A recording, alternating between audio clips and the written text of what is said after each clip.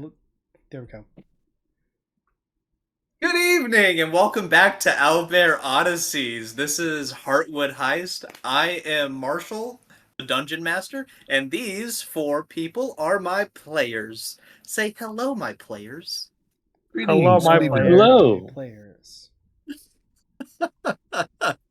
Okay, so just a little bit of a heads up. We are not actually live. You are all seeing a pre-recorded of us because there's going to be uh, JT is going to be gone, and we didn't want anyone to miss these last few sessions. So that's where we're kicking it off, just so everyone knows. But we will still try to respond to anyone who is watching us live if you ask questions or say anything you want. So let's hit it off with the intro sequence, Shane. Kick it.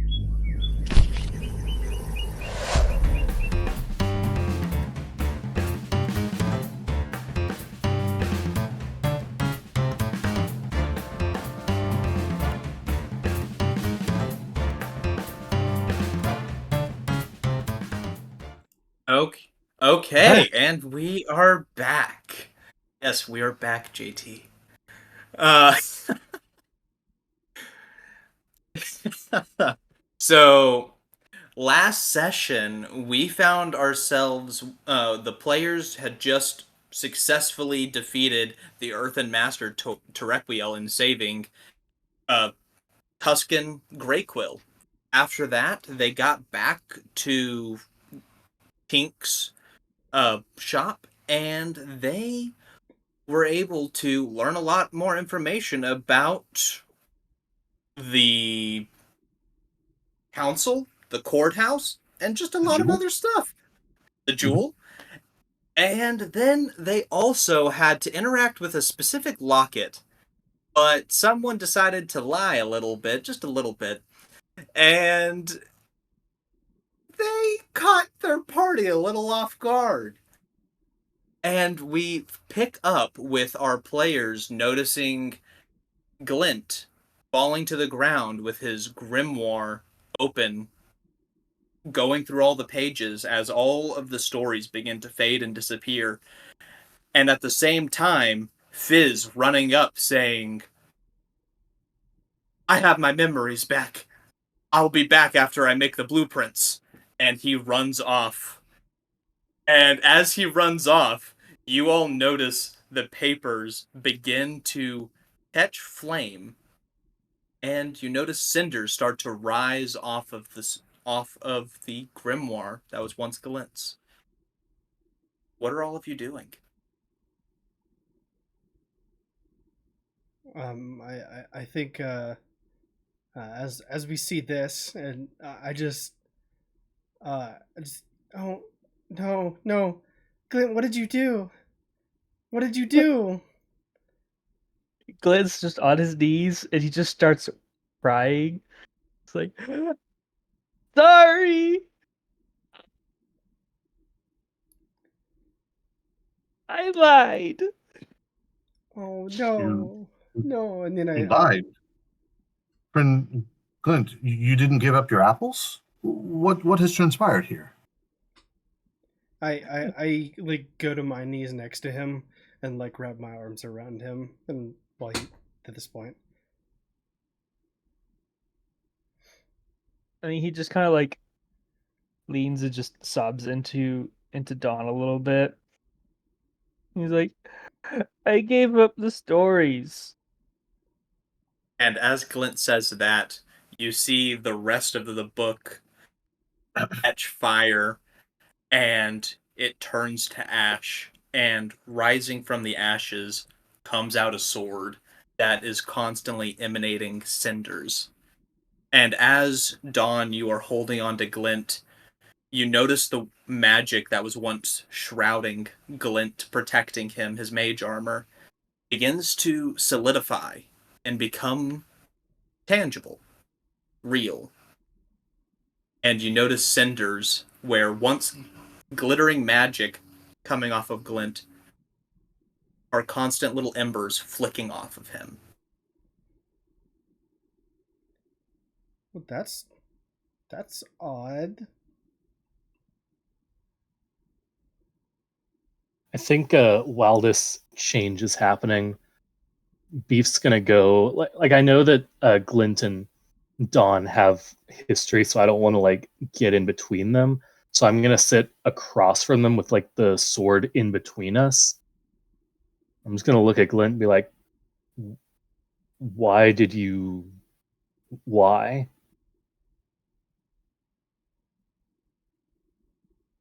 I didn't want Dawn to give up with keeping her alive. And I mean, my stories are just stories. I mean, they're not worth more than any of y'all's lives or dreams or livelihoods. I mean, they're just my stories. But they're so important to you, and I might have been okay. You should have let me do it.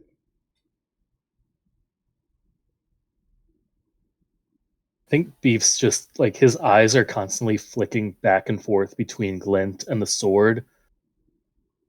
And he says, "Glint, I know you've struggled with your demons a lot. More than I probably understand. But you did something that I was unable and unwilling to." And he's gonna reach out and I guess tap Glint, I guess on the new armor that he has where his heart would be. To say, if I can ever be half as strong in body as you are in heart, I will be a lucky Leonin. Well, I think you're And then pretty strong. I'm gonna point to the sword and say, "What's up with that? Because that doesn't normally happen to books, I don't think." I don't know. This I can't think of any stories like this. I can't think of any stories. Perhaps it is the beginning of your new chapter. Dang it, beat me to it.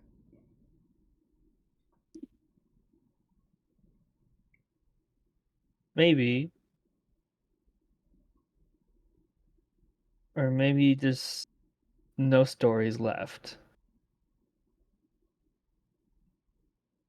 You just reach down and like poke it. As you poke it, you begin to feel your connection to the weave fully fade away. And you feel a new power emanating off of the sword. Ooh.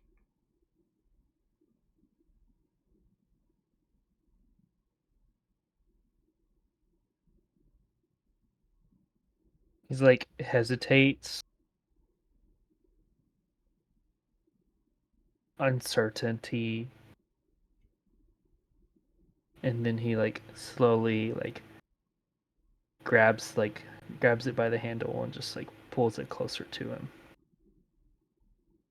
As you pull it closer to you, you all notice, even though Haukin and Beef, you are not as connected to the weave as Dawn is and as Glint was, you begin to notice a little bit of flickers of magic begin to fade and burn to these embers. And you all hear, "Glint, you have broken a promise, a sacred promise, with your mom. You are an oath breaker, a story breaker. You are no longer Fae. You will no longer be connected to Fae. Your connection with the weave is gone." And as that final sentence, you hear it fades.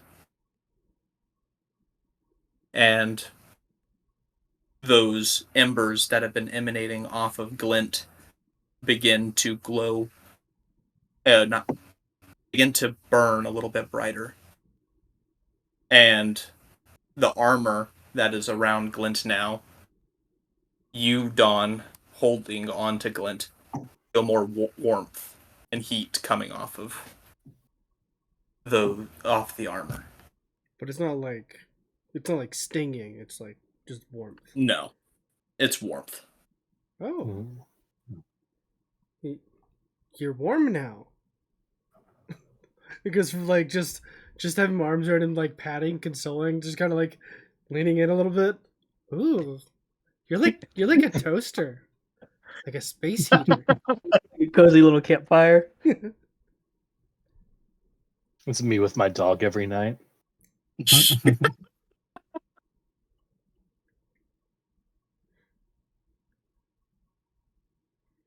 What are all of Glint, you doing? what does this mean, friend Glint? An oathbreaker? And what was that voice? Who spoke that we all heard? Oh wait, yeah, who was that? Wait, y'all heard that too? I thought I was hallucinating. We're gonna come back to that. I don't know. I hadn't heard a voice before.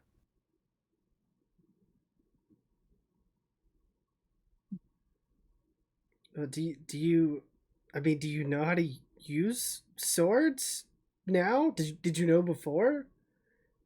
Is this like a new power for you? Maybe like it's like the luck it takes and gives or something. Huskin, like in the back. It doesn't give anything. Hey, you shut up! You did this to my friend. I'm sorry, I'm sorry. I'm sorry. I was taking my anger out on you. It's not your fault. But also, you shut up. I'm mad right now. Got it. Okay. Yes, ma'am. Hey, Tuscan, could you maybe go give Tink a hand, since you guys are old friends? Since it seems like he's going through a lot right now. He might need some help. Oh yeah, Tink and I can we can go. Okay, yeah. And they just scurry off. I mean, I thought Tink had already ran off. No, that was Fizz. That's his.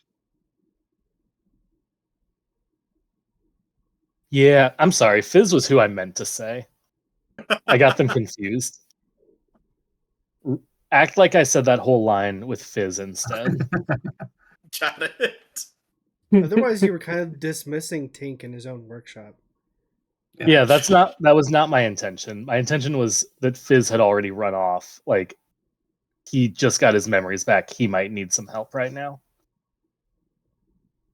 So, Haukin is resonating a little bit with the new title that's been bestowed on Glint a little bit, and so he looks at him and says, Friend Glint, this title of Oathbreaker, I know not what it portends for you, but just know that your sacrifice may have broken an oath in one capacity, but having saved our lives, you've bonded yourself in another capacity, and I want to thank you.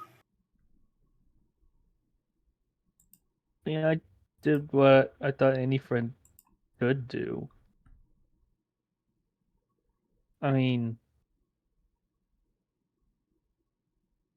I broke my promise to my mom, saying that I'd never lie. And that was my first big lie that I ever done before. So, I mean, I had lied when I was like a little kid. Austin, I don't think But you're looking. Beef has his hand up. oh, yeah, well, yes. I thought Faye couldn't lie. Is that correct? Is that incorrect? Yeah. Beef is asking this to Glint. Yeah. It kind of depends on like the level of Fae, but like, yeah, my mom can't lie, and so like if I were to like ever lie, I would Like, the more things non-Fae that I did in my life would, because I'm only half Fae, if I kept doing things that would, like, that Fae can't do, then I would lose my connection to Fae. And so that's why I never lied until today. Did it hurt, or like was it hard to lie, or was it just like I'm curious. It hurt. I know that you're going through a big life change right now, but I have questions. It did hurt, but I think it was more of a hurt in the heart than it was a hurt in the body.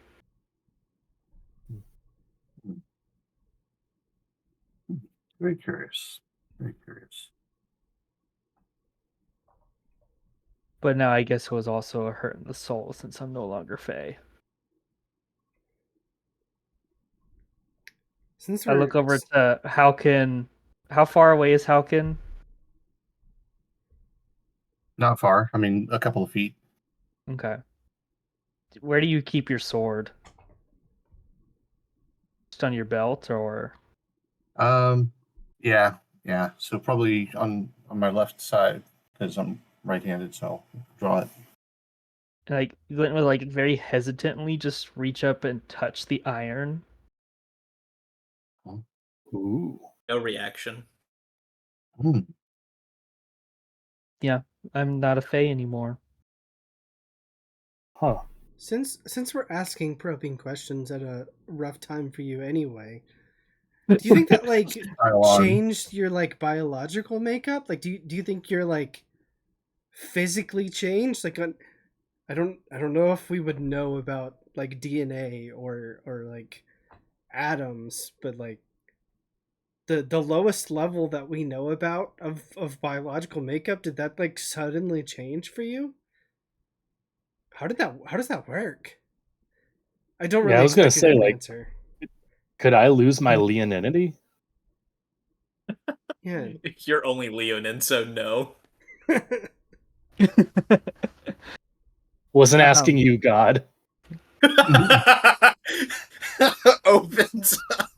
Yeah, quiet, you strange voice coming out of nowhere. Do you guys hear that voice? Sorry.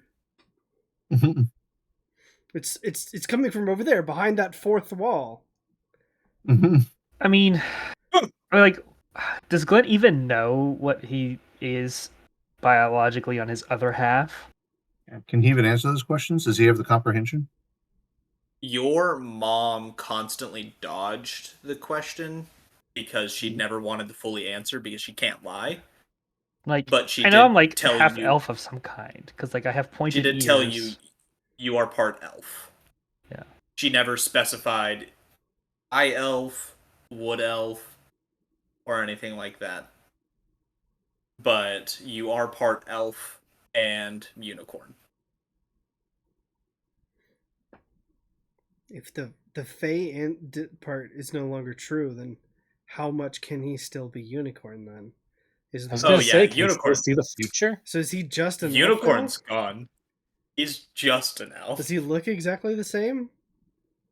Well, other than obviously we've already discussed the magic's not coming off, and it's. Didn't he say his hair was changed too? His hair is like it smells like charcoal. What's it? Not a bad charcoal smell, but like it smells like crisp. There's a crisp smell from Glint. Smells like a bag of chips. Hey, this is America. We do not call them crisps here. If you're not from America, still watch our show, but I mean, they're chips. I mean, Glint was a snack before, but I guess he now smells like a snack. Well, do you smile when people smile at you? Because they need to be the snack that smiles back. Wow. We've got to get back on topic. Yeah, I'm making bad jokes. We've gone too far. What are you all doing with this newfound... Actually, with the locket being successfully gotten into, Viz getting his memories back, and he's currently scribing away, making the blueprint for all of you. And I guess we're just waiting for him. With Glint, or it's 11 p.m. right now. Is this a time where all of you would want to go take a rest? Or do y'all need to talk about things more that y'all have learned about? DM's story time before bed. I mean, I don't want to put all of the weight on Austin here, but like where I'm at is just kind of Glint is going through something, and so Dawn is not going anywhere or suggesting any change in venue or objective until he's ready to go. Glint is having a day for sure. I think Glint's going to like want some like time alone to really kind of like explore what all this really does mean, because like I guess he's kind of at this point like he doesn't know what's going on with himself. He knows that like he's no longer connected to magic in the same way he was before.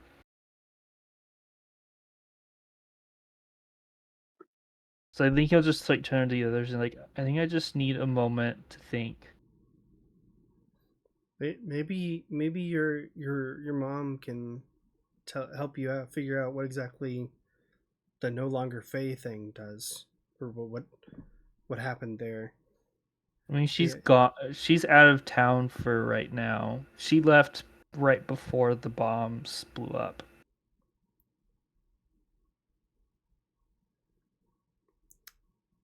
All right. Not to ruin a moment or anything, but we do still have a nigh insurmountable task on our hands of not only stealing the Heartwood gem, but also, being the ones who apportion out the power and set up essentially a whole new governmental system for our land.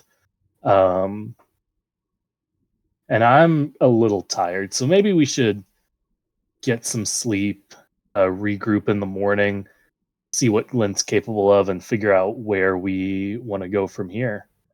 That's a really good idea. You humanoids really need your 8 hours of sleep. It's very important for you. Yeah. Well, I'm gonna go do my sleep jogging, but Oh, Marshal, should I still keep Glint's race as half elf? I never asked that. If is he full elf now?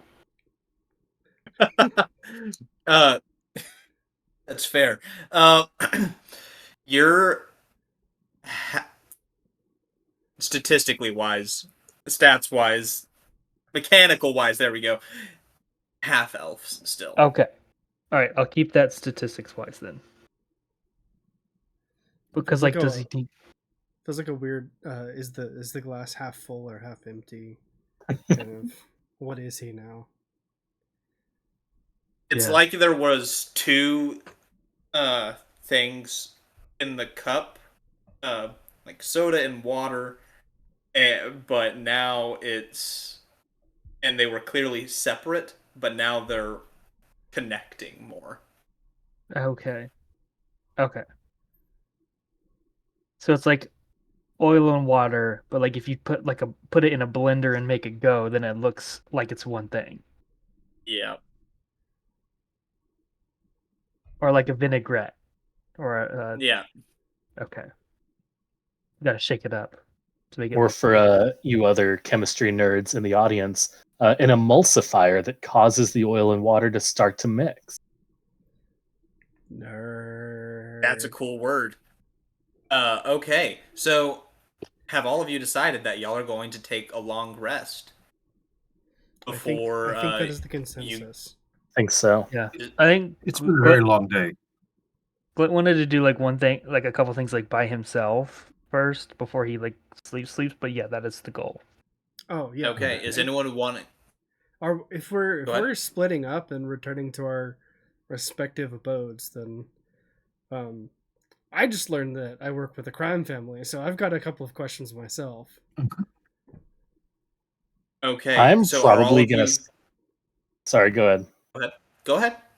I was just say I'm probably gonna stay here with Tink, just because I've kind of roped him into this. If something happens, I want to be able to help him out. If he's okay with me staying here. Yeah. Haukin?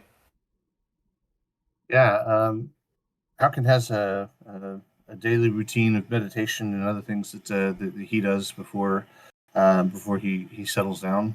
He likes to go to one of the beaches, whichever happens to be closest, and just kind of look out on the water and go through his meditation routine. I also need to check my box of deconstruction to see how the anklet is proceeding with its. Because I think we said 20 hours, and when I put it in, and I don't know how many hours it's been.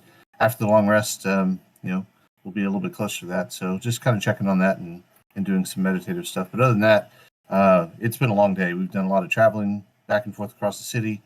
So Haukin at least will enjoy some downtime and some rest. Okay, so Haukin's going off to a beach. Beef is staying. Dawn, you are heading back to the Bocellis? Okay. Are you walking or are you just flying over by yourself?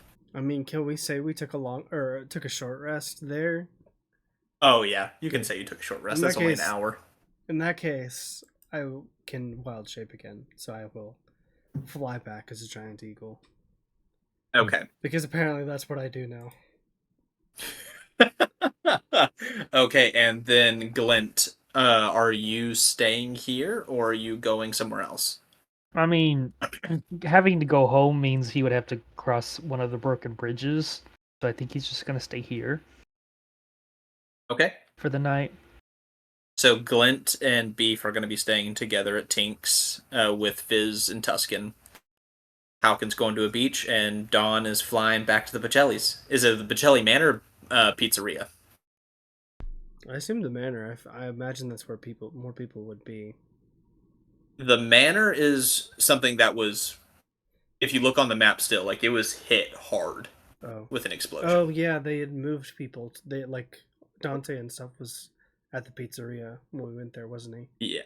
So the Bocelli Manor was fully hit. The Bocelli area down here, there's some of it still left, but it was also hit very hard. Pizzeria is the only thing that's standing of the Bocellis. Yeah, still I'd go pretty well. Then. Okay. So you were all separating your ways, and we will start off. I'm gonna roll real quick, see who we're going with. Haukin, you are heading off over to the beach. Yeah, I'm down just south of the Ascendant Dragon, by the Twilight. Was that Tideway? Okay, so you're going to like this destroyed area over here a little bit. Well, I mean, if it's still destroyed and there's like fire and debris and people around, I'm not looking to interact with anybody or gain information. I'm just trying to meditate. So somewhere near there, no one's there. Not in the thick of things. No one's there, but there are some like craters and debris and things like that. But there's some nice areas still like off the side a little bit. Yeah. I do want to say, Marshall, because of the circle you have over the word Tideway, I constantly misread it as Towway. That's fair. You can't park there. It's a towway zone. Yeah. Twilight I just wanted Towway. you to know. Thank you. So, Haukin, you are meditating. What are you doing while you're meditating here? Certainly pondering over, the experience that we're having. Just this couple days that have gone by where we've had,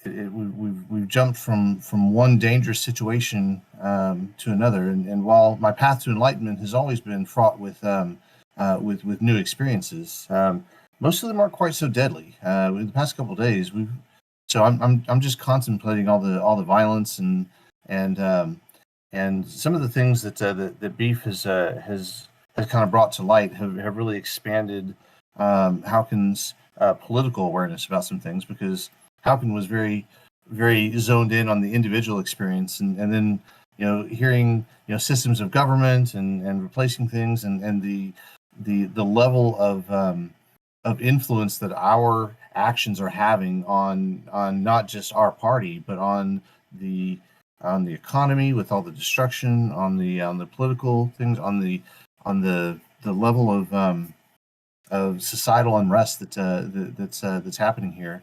I'm just meditating on the enormity of all of that, and trying to find where my path of enlightenment is intersecting with so many others, and then to have this happen to Glint is it's rocking Haukin a little bit too. So a lot of existential meditation happening here. Yeah, throw me a wisdom save real quick.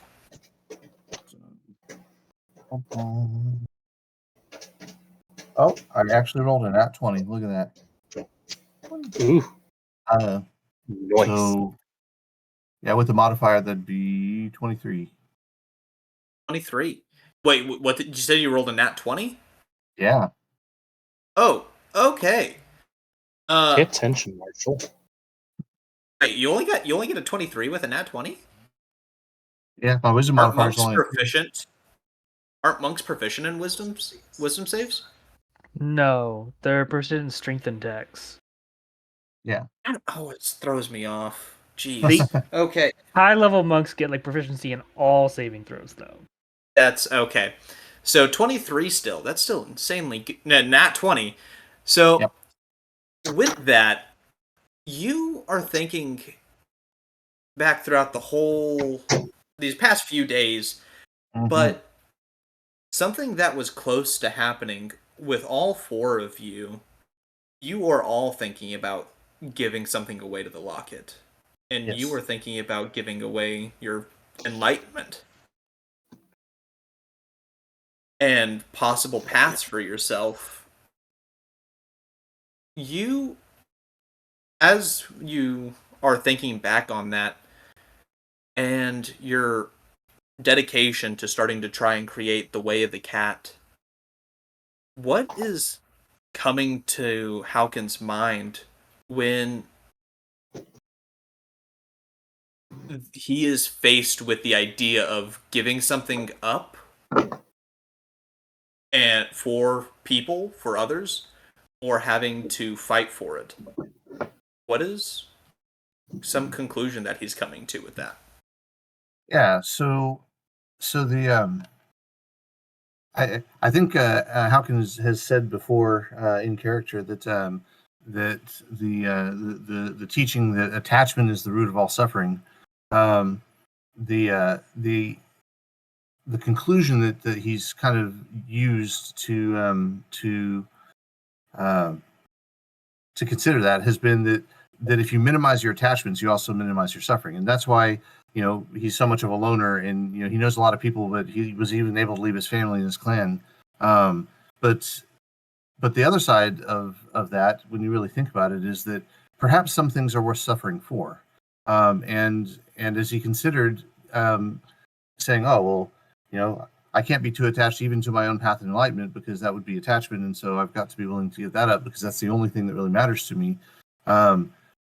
He's kind of hit with this stuff of other things that matter to him, and he's in the past couple of days he's really kind of formed a bond as they've gone through from crisis to crisis, and some of the connections that he's seen with how Dawn cares about her family and the people that she works for, and how Glint talks about his mother, and how Beef is trying to do right by his family. I mean, all those things are just kind of weighing on him, and he's really kind of rethinking that although attachment may be the root of all suffering, perhaps we need to have to decide what's worth suffering for, and become more deeply attached to things. As you say that, you notice a singular kitten come walking up to you while you're meditating here on the beach by itself. And as it begins to rub up against you, you notice it look up at you. And as it looks up at you, it looks over to the side, and you see more cats begin to come your way.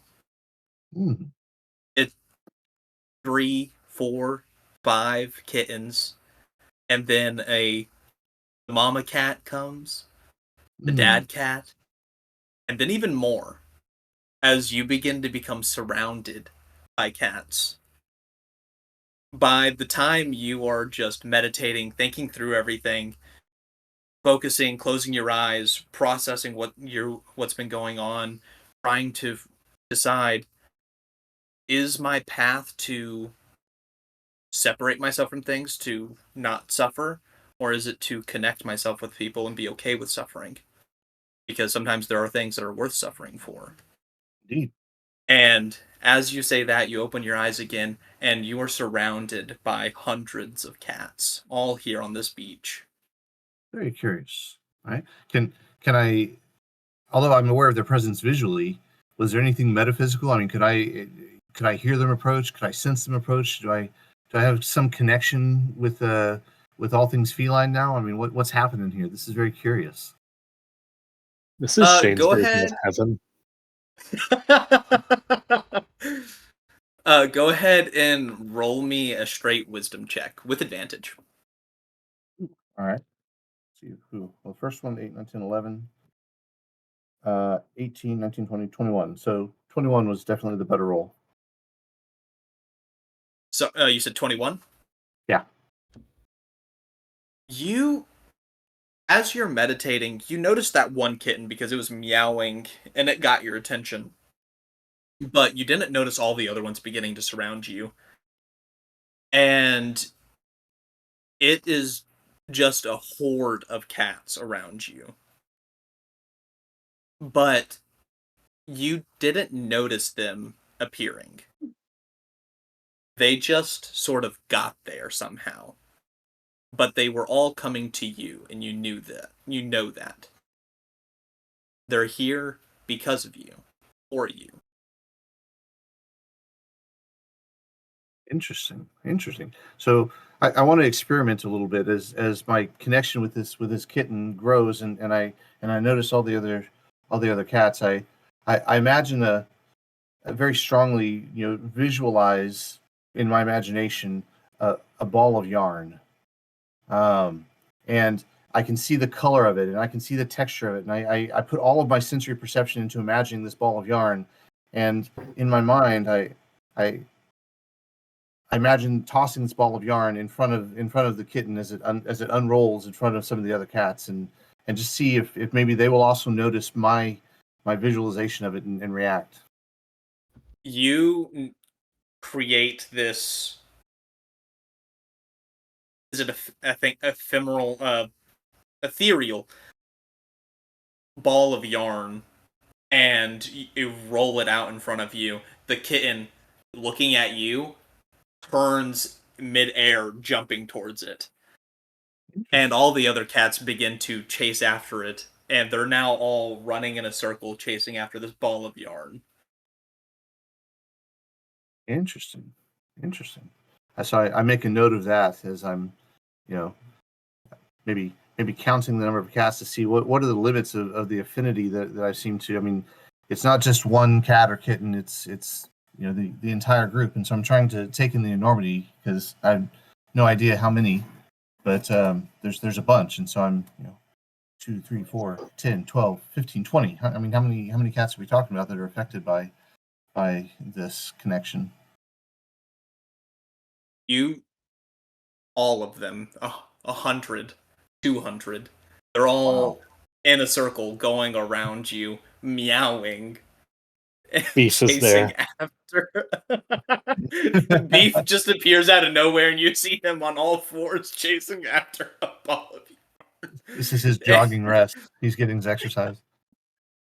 And as you're noticing this ball of yarn with all the cats chasing it, you see the ball of yarn, this ethereal ball, become physical as it actually begins to slow down on the ground, and it is a full ball of yarn.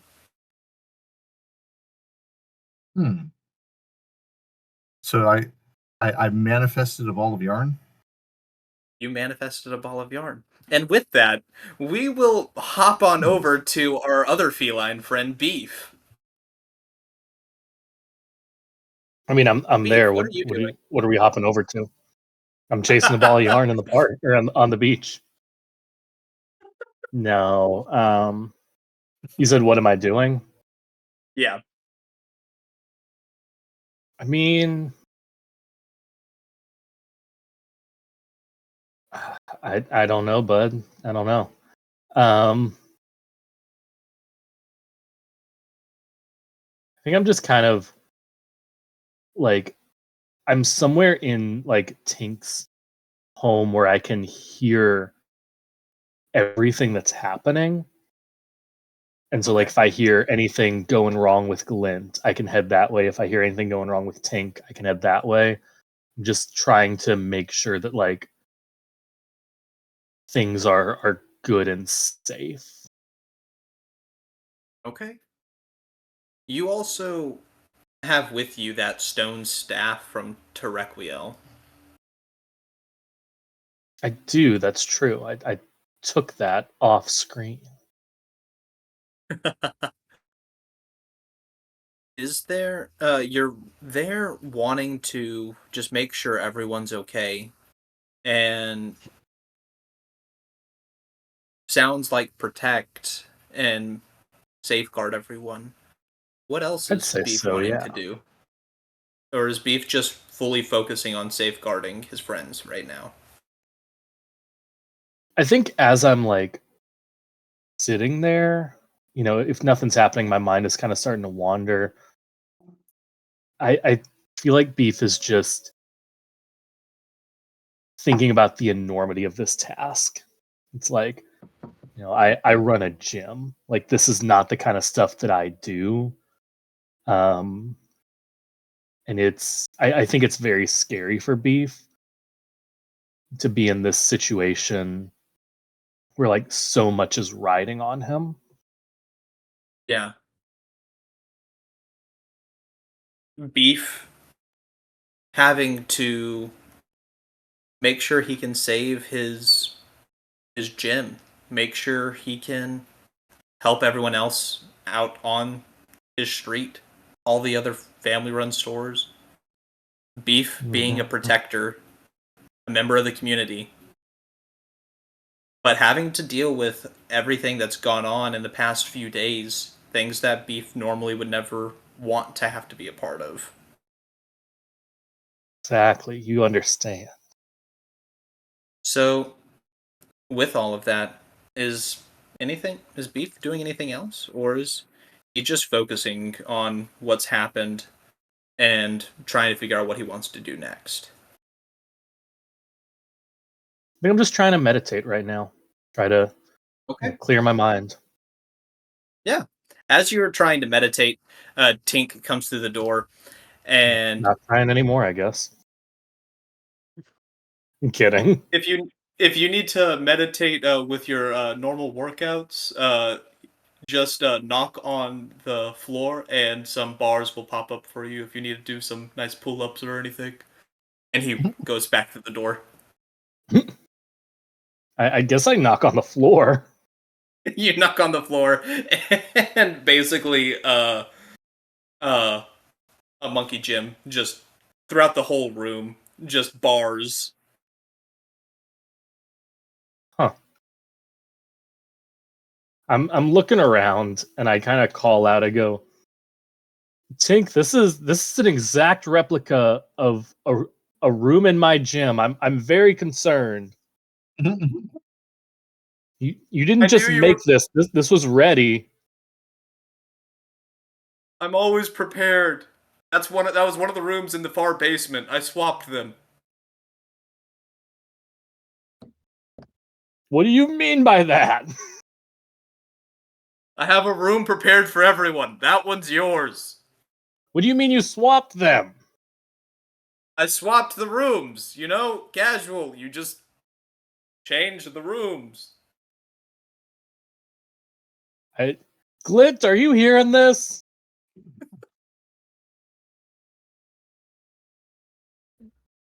Okay.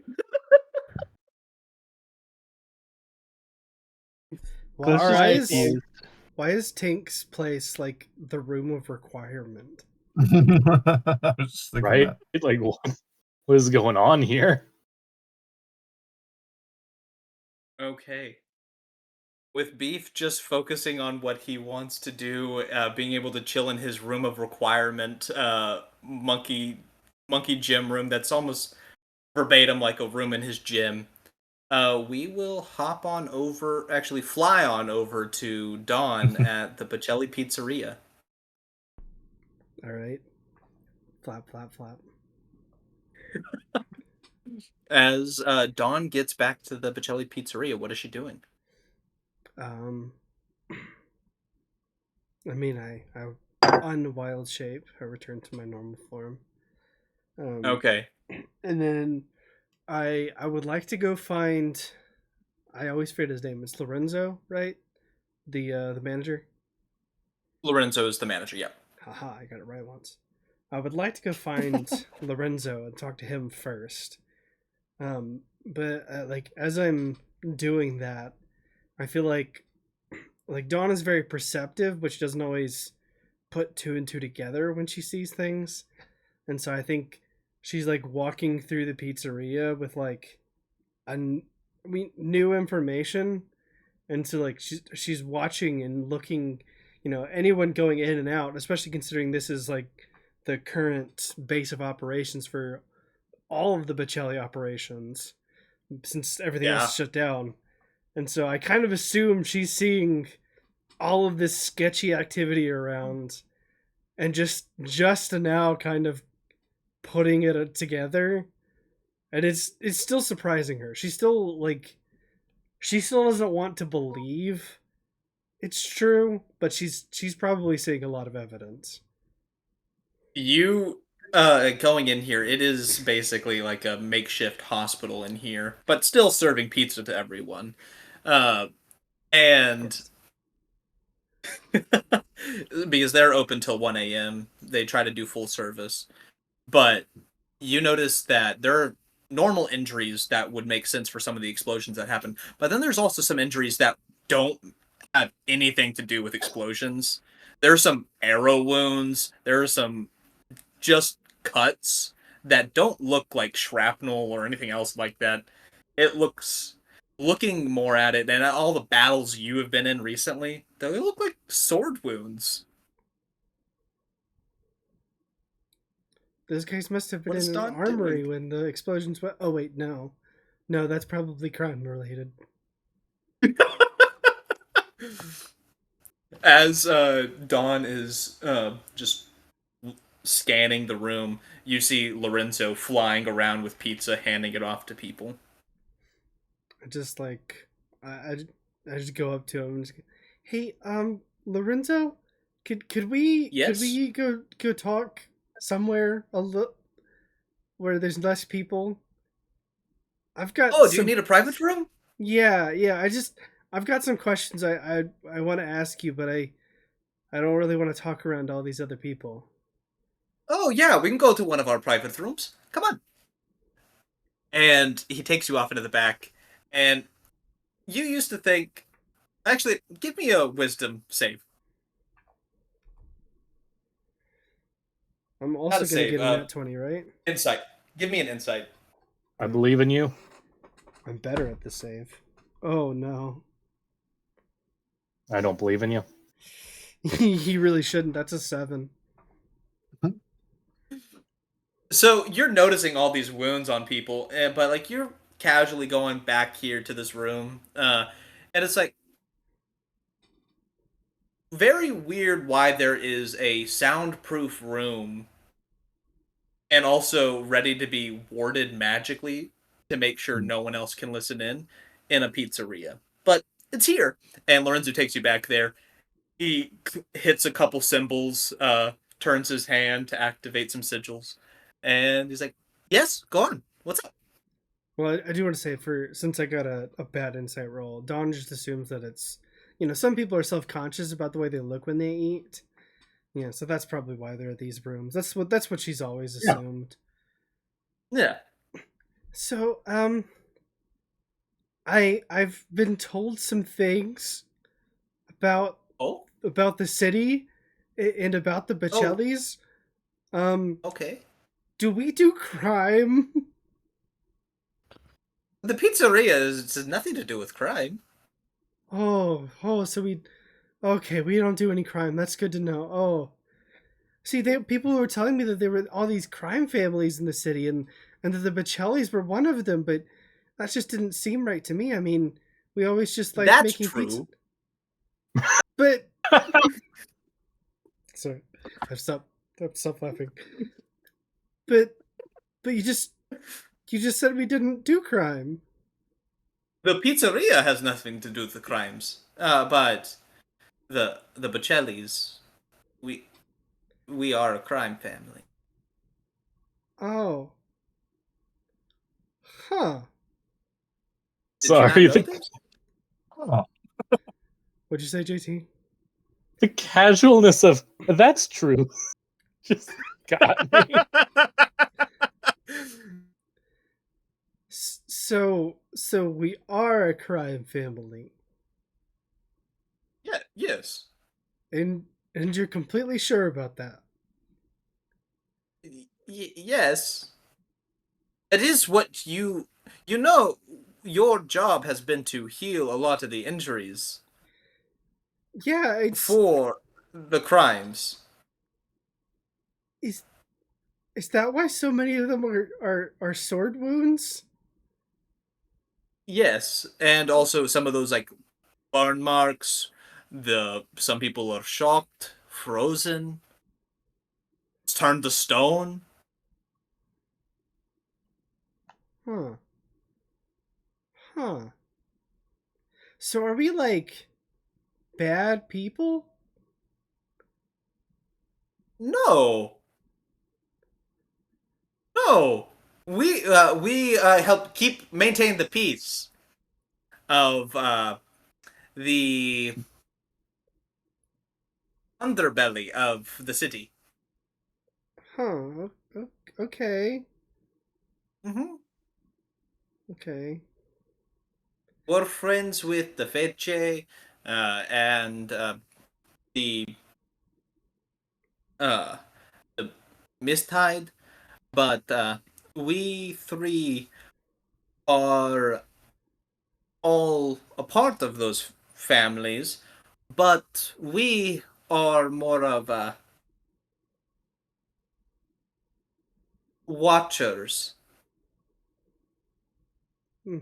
Okay, so watchers to do crimes. Yes. Okay. But on the down low. Okay. Marshall, this is something I probably should already know. Did Lorenzo know me from before? And would I know whether he did or not? He did know you. Go ahead and roll me a luck check. Okay. If you knew him. Cool. So it was better than a 3. It was a 5. You in your diary there was a mention of a manager at the pizzeria, but not a name. Huh. But he was very friendly with you. Okay. So so people haven't really told me a lot about, when I used to be here before. Did you know me then? Because I don't remember any of that. Well,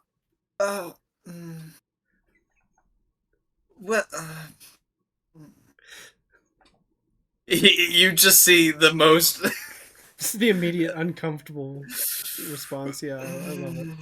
Simple question, Yeah. Lorenzi.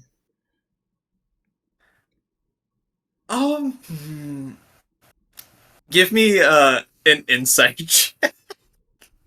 All right, I've rolled 3 and a 5. Will I get a 7 now?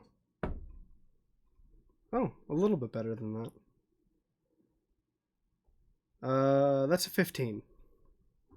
Oh, you can clearly tell he is very troubled and wanting to tell, like, it conflicted and wanting to tell you yes or no.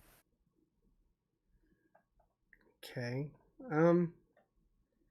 Is Yeah. there some reason you can't talk about that? Because you seem uncomfortable. I don't want to make you uncomfortable or anything. You aren't making me uncomfortable. It's there.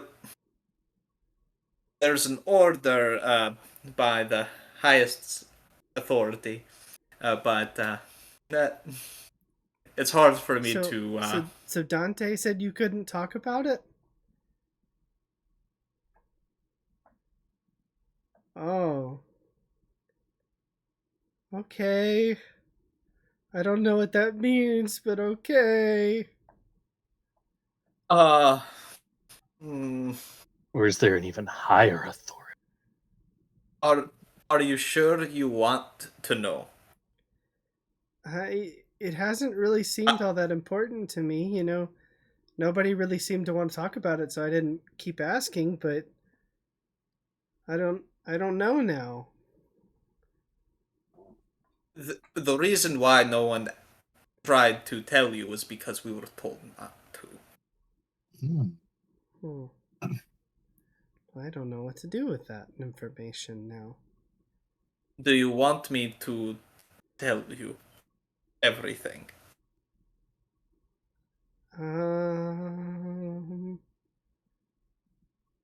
No. Maybe That makes it easier. if Dante told you not to tell me, then there must have been a good reason for it. I don't know. I've got a lot of new information today, and it's been a long day, and then other things happened, and it's been a rough day.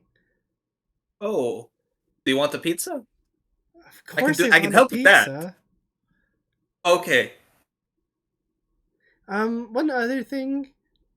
Oh yes. I always got some kind of sense about Alfio, and I couldn't really tell what was going on there.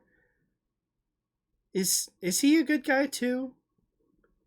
I mean, he's Dante's nephew, so he's probably a good guy, but I don't know. Sometimes it seems like he's always trying to send me away and keep me away from here where I could be helpful. I'm sorry. I just love seeing Marshall's uncharacter or uncomfortable NPC face.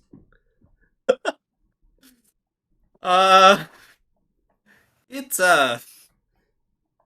he hasn't been doing the best job of keeping the Bocelli's jobs in order. And questionable commands. Okay. All right. But well, you know, that's enough thinking about weird things for me. Let's just get some pizza. Okay, yeah. Mm-hmm. Yeah, my brain's starting to hurt. I don't like it. Turns off the symbols, twists the sigil, and opens the door. Okay, and he just flies off very quickly into the kitchen to go make some pizza.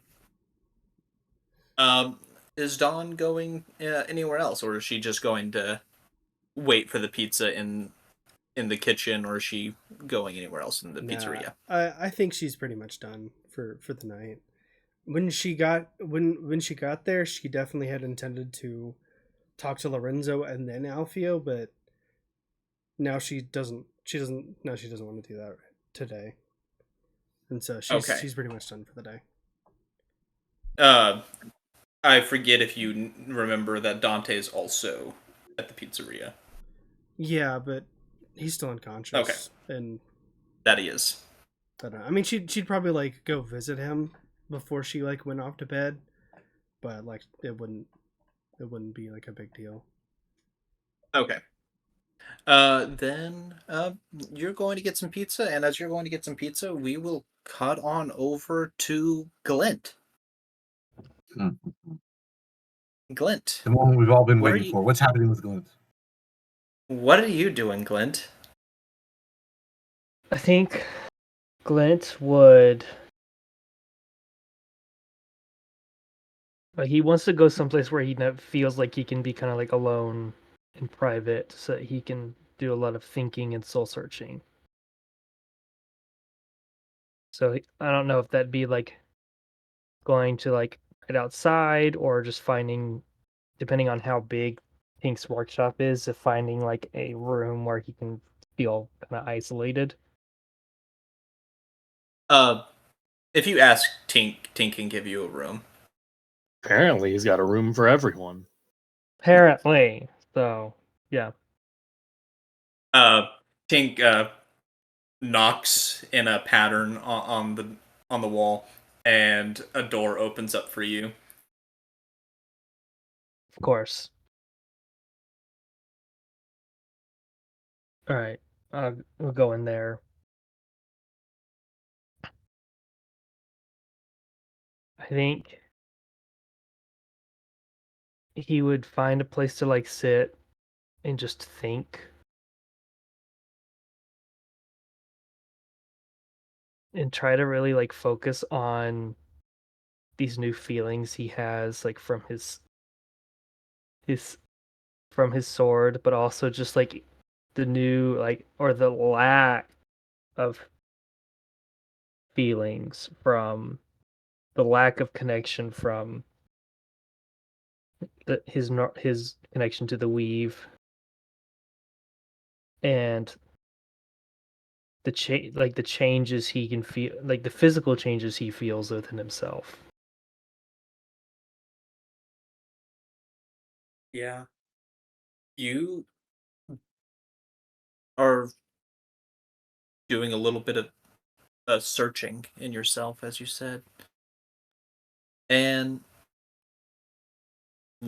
trying to look into the weave, and as you tried that, just a block hits you as you tried to connect.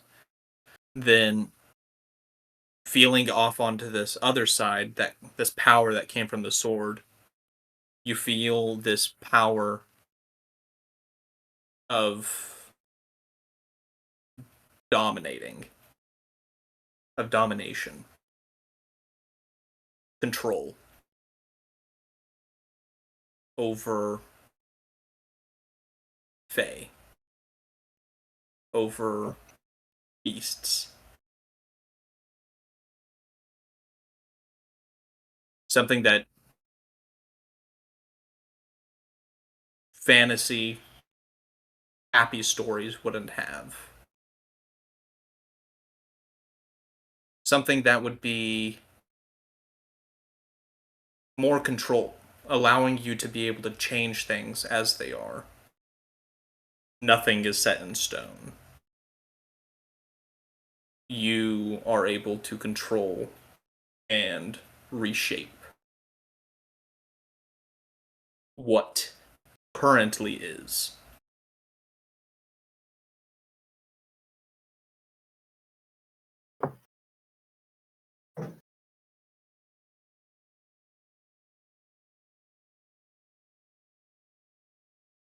That power kind of like scares him a little bit.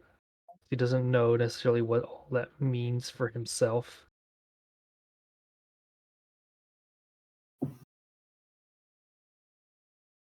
Thinking he's gonna turn in his focus more inward this time.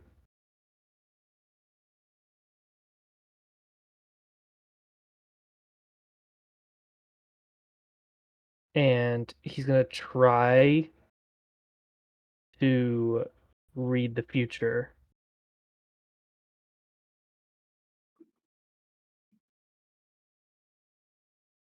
You begin to search further into yourself. The future that you found before through the power of your stories. And you focus into your sword. You notice that there's still a path to what was seen. Yeah. And you and your crew, your friends, are all walking towards it.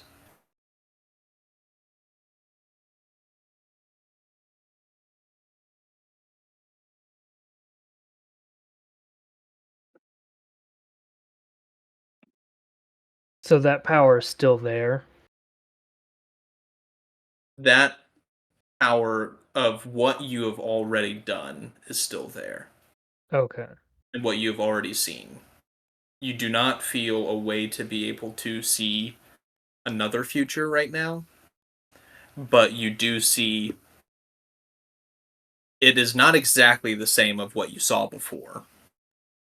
It is a path, a very narrow, rocky path, leading straight to a feeling, and that feeling being what you felt in that future.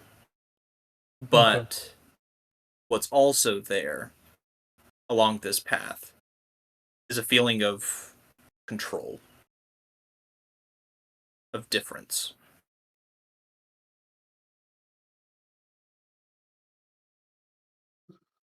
I think Glint will grip the sword tighter.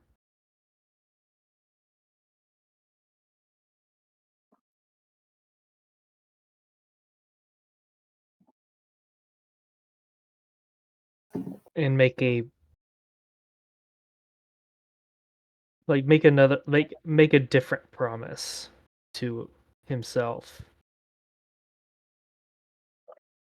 And not necessarily a promise.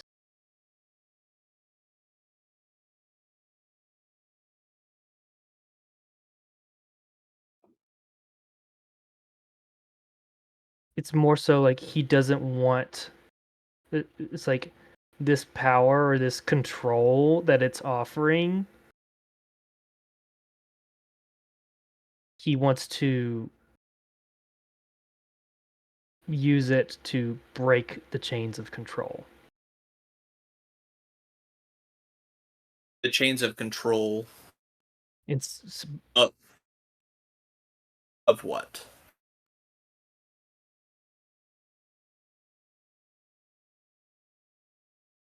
of story of this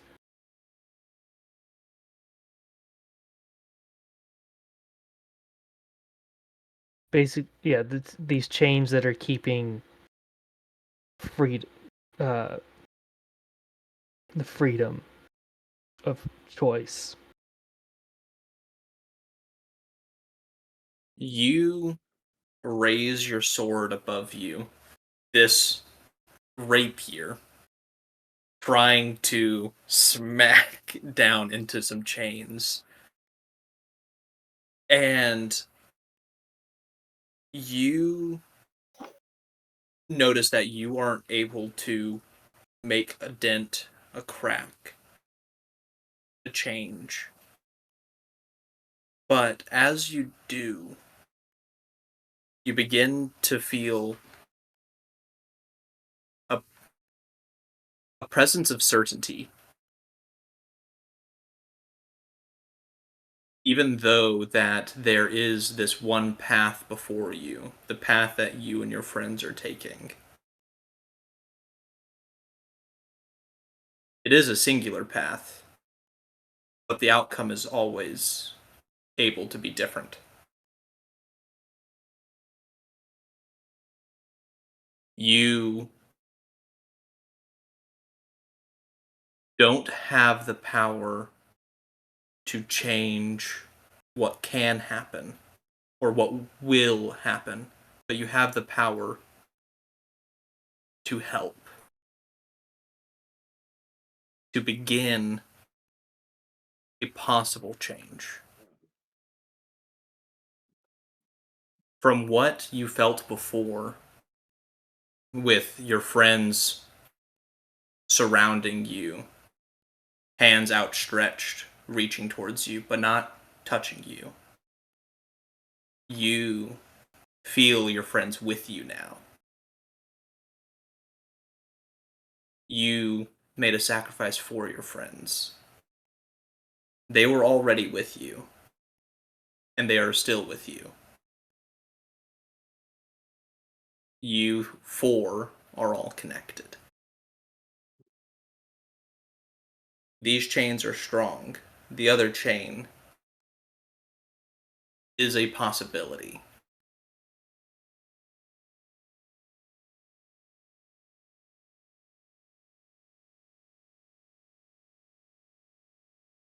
I think he's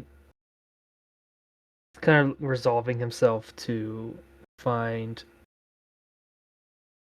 because every chain, like, a chain's only as strong as its weakest link. And so the links within his reach are obviously the strong ones. But over time, like as they get closer and closer following this chain, he's resolving himself to find the weaker links that could be broken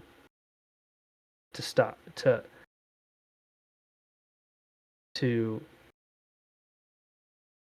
not only just using this new oath breaking power that he has, but to be like a story breaker or a destiny breaker. With that, Glint, as you said earlier, a promise that you're making to yourself, or an oath, trying to set right from the oath that you broke before, promising to yourself that you will be vigilant for a weak link. You will do everything in your power to break that link when or if you see it. Mm-hmm. With that, Glint begins to feel more certainty in being able to move forward. That path that you feel and see ahead of you is not so narrow. It solidifies more. Feeling a little bit stronger.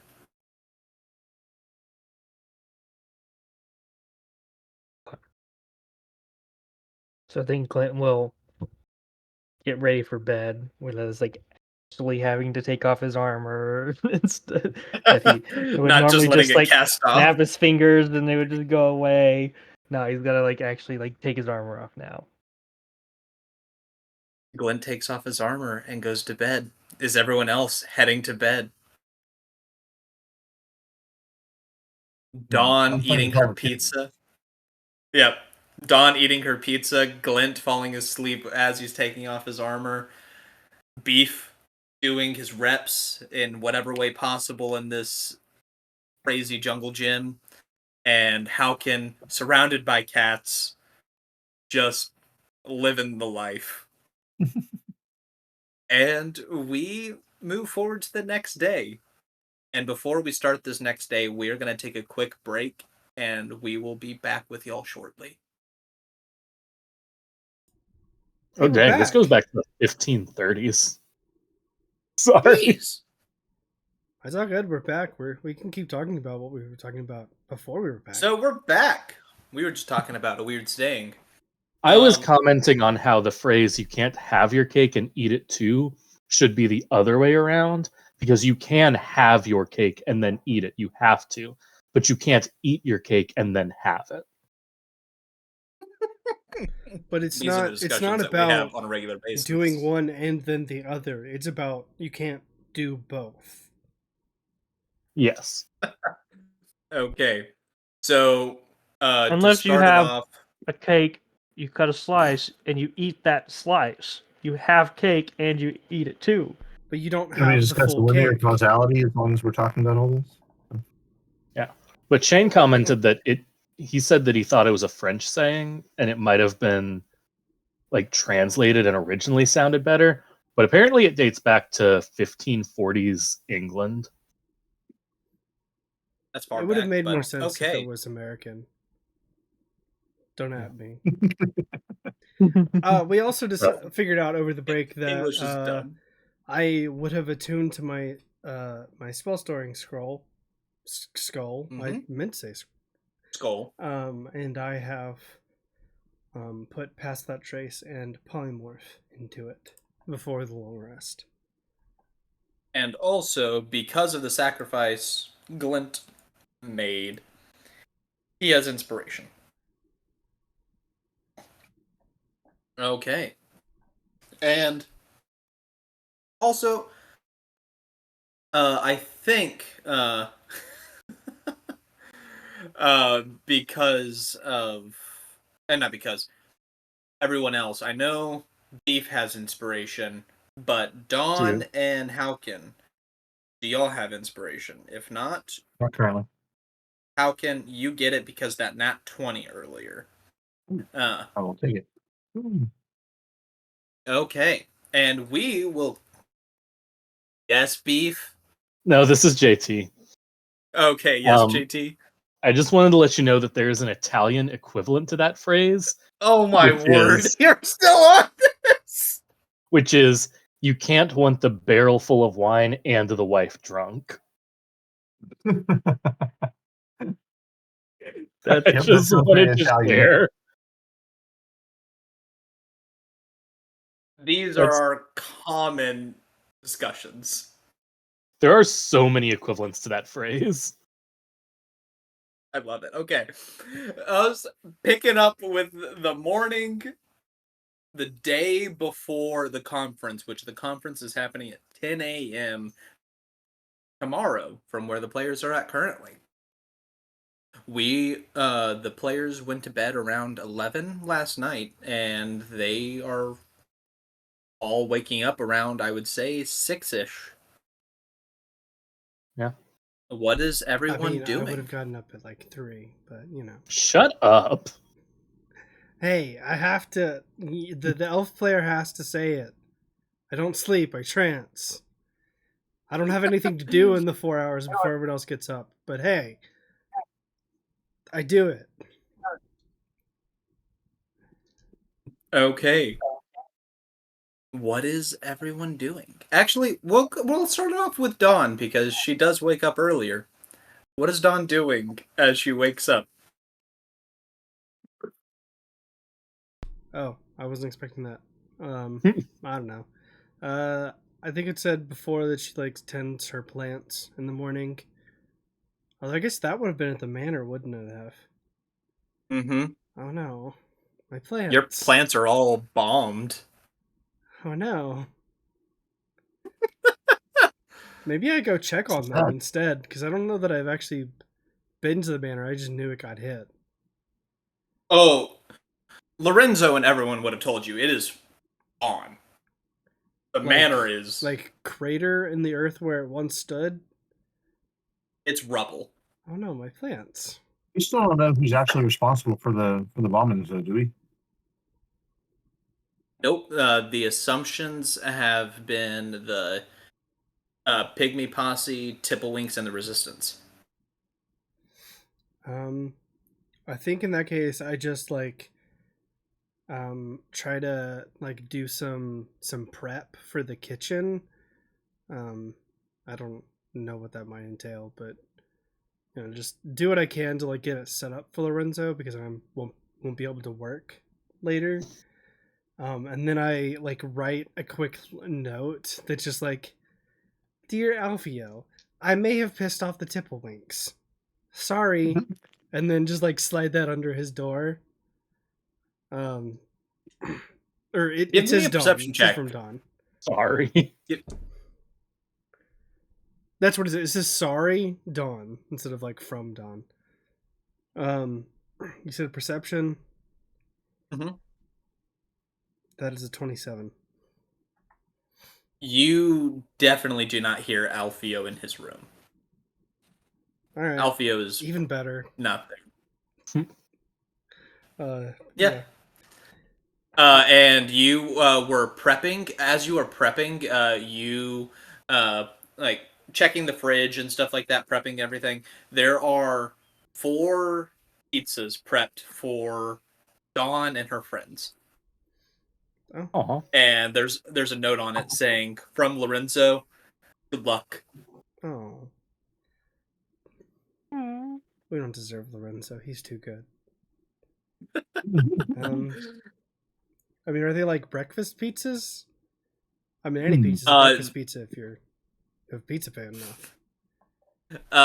There, half of it is breakfast, half of it is lunch.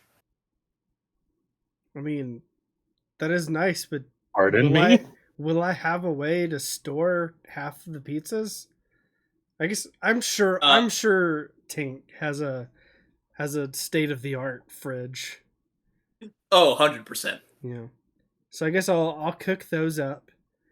And then I do think looking at the map, I should actually not have to fly, right? Because the train route between Oguma and Yagaba is actually clear down here, right? Yes, that is clear, but there's no way to get on that hasn't been hit.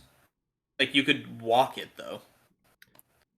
Okay, yeah. And so I'll just walk like, you wouldn't be able to ride it. No, I wasn't. I just didn't want to waste a wild shape. Got it.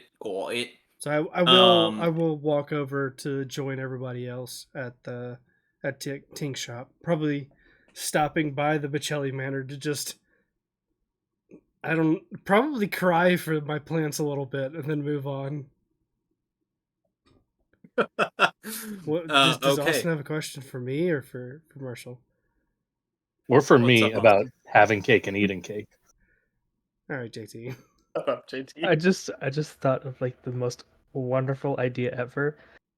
Druid pizza delivery service. Just giant eagles flying pizzas around the city would be amazing. Or just if they're 30 powerful minutes or enough, less. they can tree stride. True. Okay. So Dawn makes her way across to Tink's, and by the time Dawn gets there, everyone is waking up, minus Beef already doing his good 8-mile run. Oh, my bad. No, it has to be double digits. 10-mile run. Yeah. Yeah, I'm getting back around now. So, by the time Dawn is getting into Tink's, Beef is getting just a sweat starting.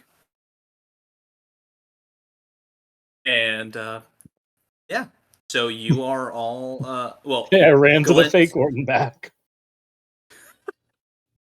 Glint, Beef, and Dawn are all there. What is Haukin doing? Haukin has rediscovered his inner playfulness, having been inundated with kitten cuteness all night, and manifesting balls of yarn to where it's almost like catnip in this field around him. So I'm in a really playful mood. I've had a nice meditative rest, and I show up full of youthful vigor from having played with kittens and cats, and because they're purring, right? The cat's purr just like invigorates you and heals you, right? So that's done a world of good for me overnight, and my worldview has shifted, and it's like I'm ready to change the Feywild this morning. You have a +1 temp HP. You have one temp HP from all of the purring. And you also, as you're leaving from the beach, that first kitten you saw is with you still, and a full-grown cat is chilling on your shoulder. Okay.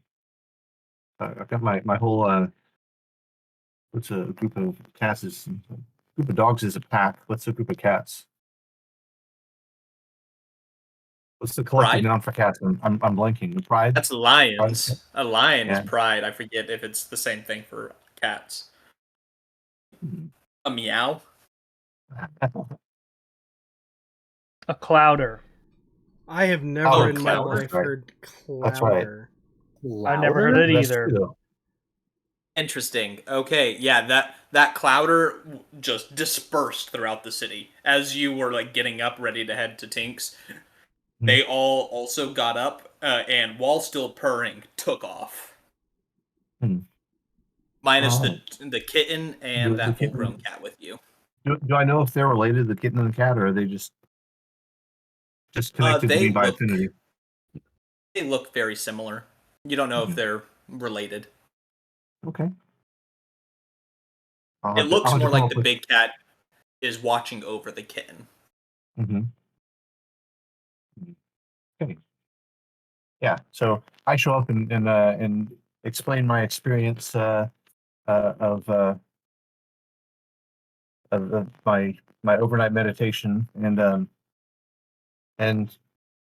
I guess I'm looking for suggestions for what to call the cat and kitten that have seemed to have bonded to me and are sticking around. Any suggestions? You should call the cat kitten and the kitten cat. Or just to sow confusion, I should call one of them dog and one of them bird. I like Kit Kat. Oh. I think my cat likes that name. Oh, that is your cat's name. That's my cat's name, yeah. I don't know where this idea is coming to me from, but I really like the idea of naming one of them Marshal and the other one Maiwald. I feel like that sounds really good. Interesting.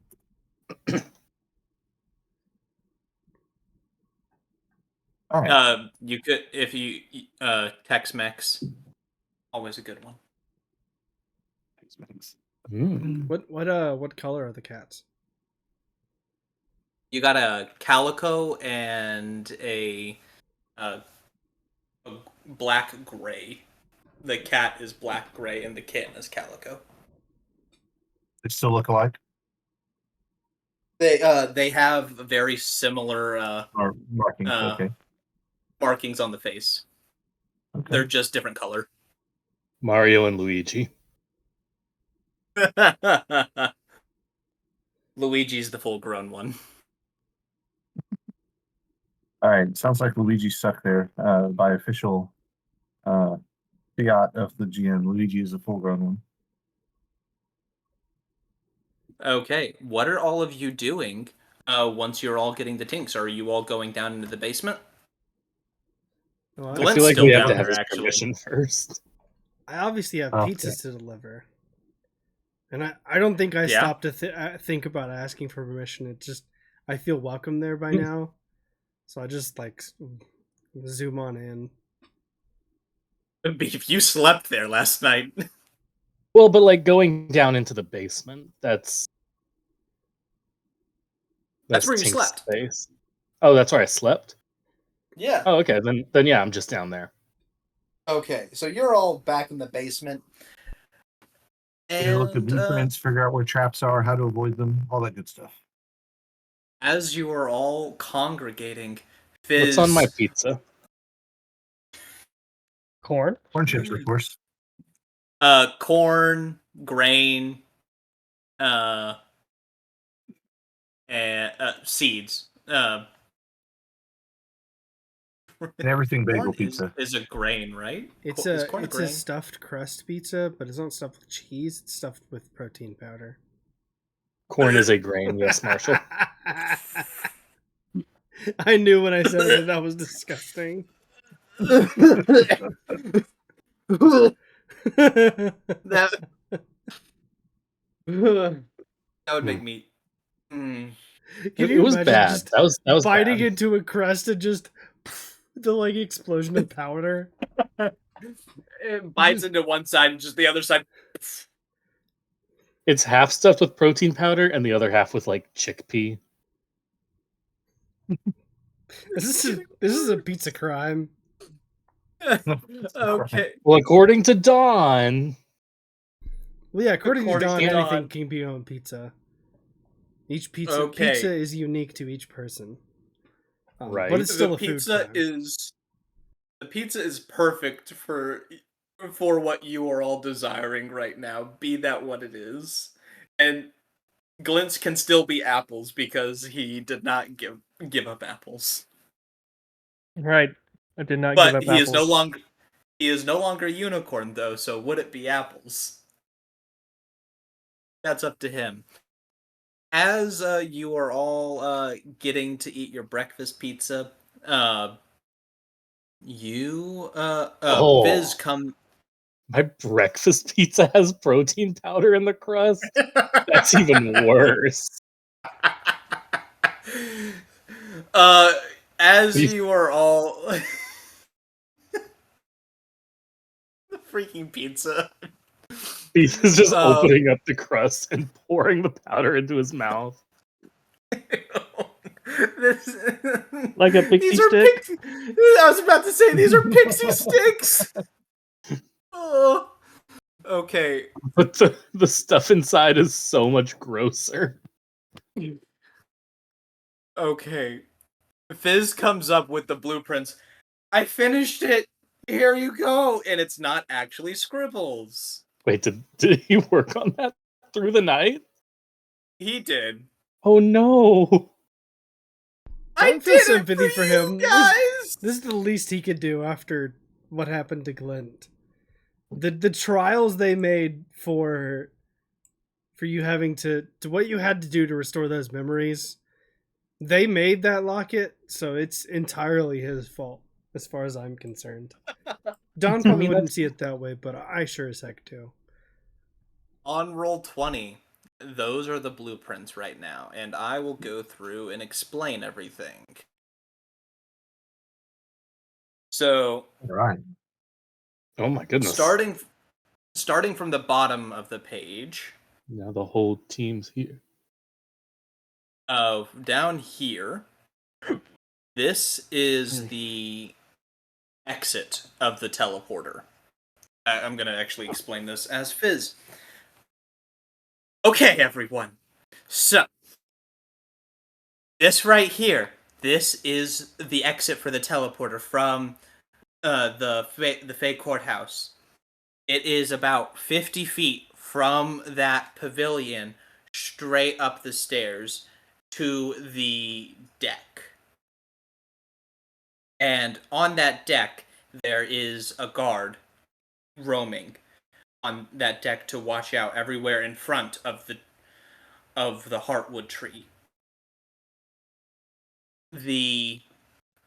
Then on the inside, there is another guard that is roaming through there, but also exits through the door to the deck to relieve the other guard, and they swap places every now and again.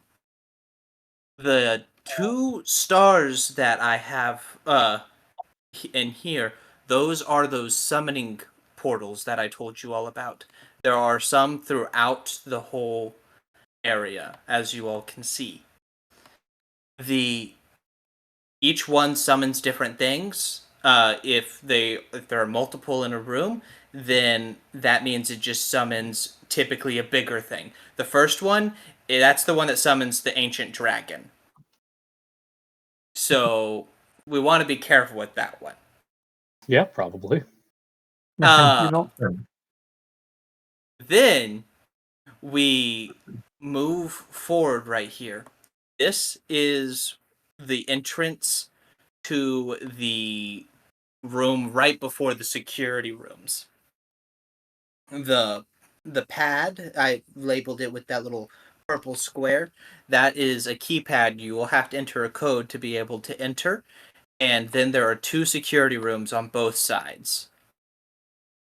And with the security rooms, they can see everyone that is in the other rooms through a one-way mirror. But they are also, you have to be able to click on the buttons next to the consoles to be able to move on to the next room in each room on the right and left sides of this area. But this door up here at the top of the entryway into both of the security rooms, you can't enter in there. That's only an exit, and that is where you exit from. You come through those 3 doors from the very top, from where the Heartwood Jewel is, and that is how you are able to leave. But now the rooms down here, these are all the traps that I mentioned. There's the one on the left side. That one is right as you walk in, you get mind forced into a maze. And you have to quickly solve a maze in your mind to be able to get out. And once you do that, then you can move forward. After that, you have to click that button at the same time as the security guard in here, in the security room. Then there are a bunch of sinking rocks that will try to stop you. They will hypnotize you. And Singing rock? then you... Like yes, singing sing. rocks. Oh, singing. I heard sinking. Yeah. No, singing. They're just constantly praising. Then the buttons again. There's the buttons for each of the rooms. Then you go into the where there's arrows, just constant arrow traps, and the floor is made out of ice, so it is very slippery. If you get hit with one of the arrows, you will likely slide off and fall into the void and die. Be really careful with. Then on the right side, the puddles. That one is real scary. I don't know why I made that one, but they asked me to. So what that one does is once you look into one of the puddles, which you will be drawn to, and when you do, it will summon creatures to keep fighting you, and they'll just keep coming until you die. So if you don't want that to happen, you have to follow a specific path, and also make sure to not be charmed by the puddles. In the next area is a bunch of vines that are constantly trying to grab onto you and eat you. They're basically man-eating fly traps. After that room, it is pitfall traps. And once you get through there, then you are all able to get to the laser grid. And the only way you can actually enter the laser grid area is if all 4 buttons are hit at once. That's the only way both of those doors open. Then, once you're in the laser grid room, you have to get to the pads on the opposite side of the room to be able to shut them off. After you're able to shut those off, then, as I didn't mention earlier, you're able to teleport freely again. Teleporting is shut off while the laser grid is active in the whole area. But once the laser grid is off, you can teleport. Then you're able to go through the door that has the Heartwood Jewel, and then after that, you are able to go to that keypad, and then you're able to go through the exit process. And I don't know if they've added anything into there. If they have, that is where they would have probably added stuff because that was just empty room. I don't know what they would have done. But I've made this a very long time ago, so they could have added things, but this is what I made, and I don't see them changing a lot of it, but they possibly still changed a little bit. But the only way you can lessen the traps, there's no way to fully turn them off, is through the control boards in the security rooms. But yeah, that is the whole area, and as you see here, the brown outline, that is the Heartwood tree. The further you go in through this building, you are getting closer and closer to what is also known as the Tree of Life, and it is becoming more overrun with nature. You're going from more man-made to nature, so you gotta be careful of as you transition. That is the area to the Heartwood Jewel. Are there any questions? I do Fizz, have. you are an evil genius. Yes, my I'm a observation what? as well. An evil genius. Oh, thank you. But So we can questions? enter into the laser grid room from either the east or the west, but we can't proceed directly up the middle. That's exit only. yes, but no, you can only enter the laser grid if there is someone on both sides. Mhm. You have to hit So- all 4 buttons to enter. The reason why they had me set it up like that is because that means 2 council members would have to work together, and that's unlikely, so they wouldn't be constantly going there together. It's to keep it more secure. Mhm. And teleportation has been disabled, so no Misty Step or Dimensional Door type spells will work in this setup. That's Is not that good. accurate? I have a lot of teleportation. Until the laser grid is turned off. Mm. Well, the laser grid. So we need 2 people to turn off the laser grid, right? Yes. Okay. The way so that part, Go ahead. I was just say that part's easy enough. Don wild shapes and polymorphs one of us into little animals, and we scurry through and get it. So you know, the laser grid is constantly moving, and it is ground to floor. I mean, ground to ceiling to floor. Yeah.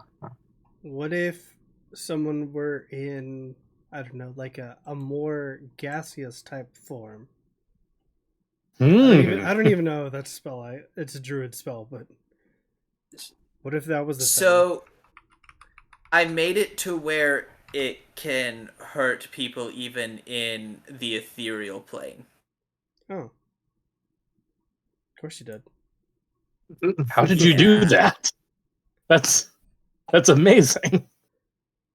Yeah, it's because it's also drawing from power from the Tree of Life, so it has pure magic enhancing it.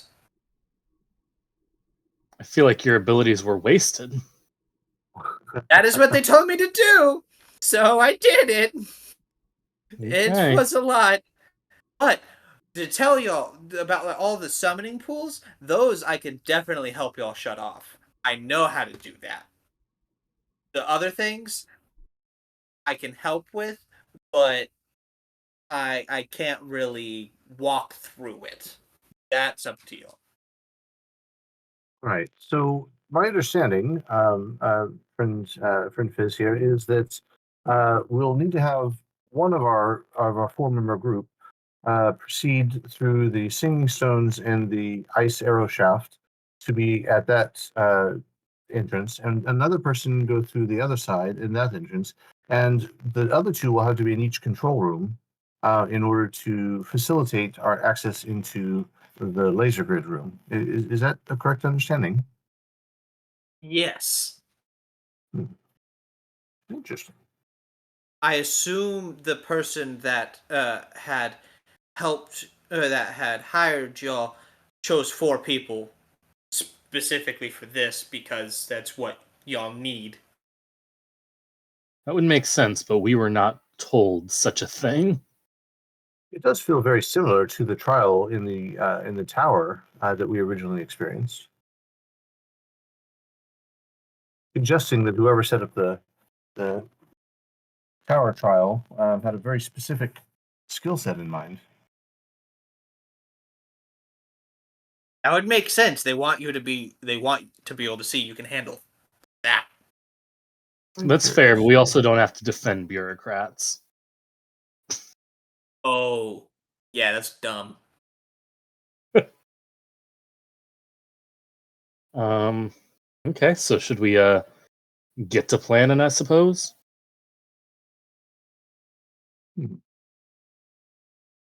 Yeah, well, that's everything I can help y'all with. I can go and start making the things to shut down those summoning pools.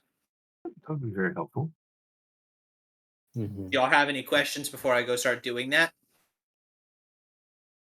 So this is Fizz that's giving us the rundown, right? Yeah. Was Tink in on this as well? Tink's there too. Okay. So I want to just ask Tink, with your expertise in creating different tools, do you have any suggestions on how to circumvent some of these traps? So, as what was stated earlier, my brother is a mad genius. He probably made it very difficult for some of the things that I have to be able to help you with.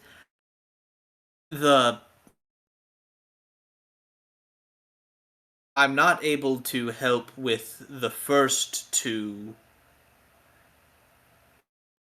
at all, I think. The first 2 rooms on both sides. But if there's a possibility I could help with the lasers. I could either help with the lasers, or I could help with 2 other rooms. I could probably help with the arrows and the vines. Which one would y'all rather me focus on? Would y'all want me to focus more on the lasers or the arrows and the vines?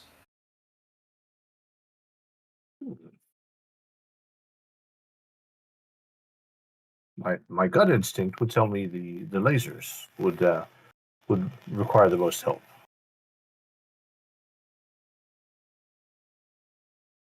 I have no empirical evidence. It's just a gut feeling. Hmm.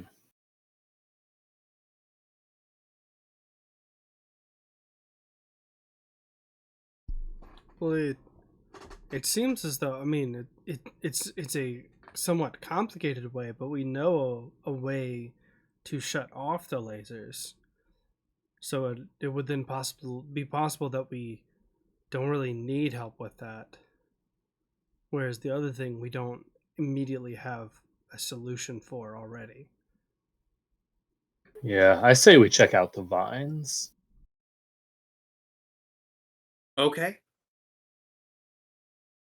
So, as what my brother was saying, the vines try to ensnare and trap you.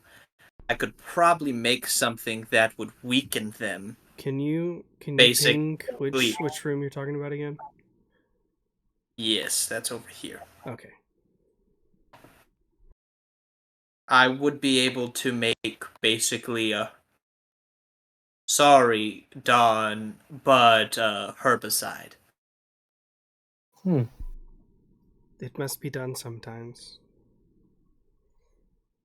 Sometimes you have to clear the existing growth so that new growth can be made. I still don't like it, but it happens. I would be able to help poison it to weaken it. I don't know if it would completely take care of the problem, but it would weaken it significantly. That does somehow feel worse to me than just killing the plants, but if it has to be done.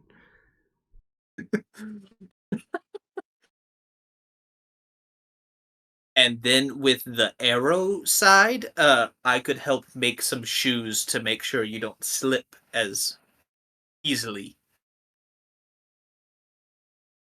That's very nice. I don't slip, but that's nice of you. Okay. Do we know what can cat claws serve as like crampons that we just kind of do better on ice than other creatures may? I know the ice is magically enchanted, so that was a room with an ice floor and then arrows shoot at you, right? That was what that is. Yep. Yep. Do we know if if Dawn could do what she did last time and crawl on the ceiling? Do we know if there would be room on the ceiling that would be safe? I guess I would ask Fizz. Hey Fizz. The arrows would hit you from every direction. So no, that would not be an option. Cool. No. The ceiling would probably be the deadliest spot. All right. Well, I mean, it worked once. Can you really ask for it to work twice?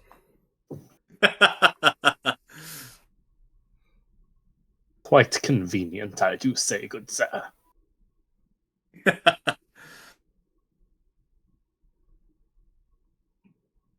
All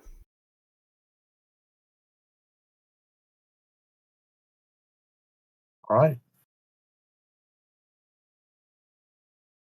So we teleport in with the rest of the populace because this is something that a lot of people have been invited to, right? The entire city? Yes, the entire city was invited to the conference. Yeah, and where's the conference going to take place on this map? Because this is where the jewel is. No, but where? This is to where it would be taking place. It would be taking place on the Fey Council Island. So y'all would be having to break into the Fey courthouse, and then using a teleportation circle where Lysanthier would be giving y'all the code to be able to use the teleportation circle. That would take y'all to the exit teleportation circle here at the Heartwood tree.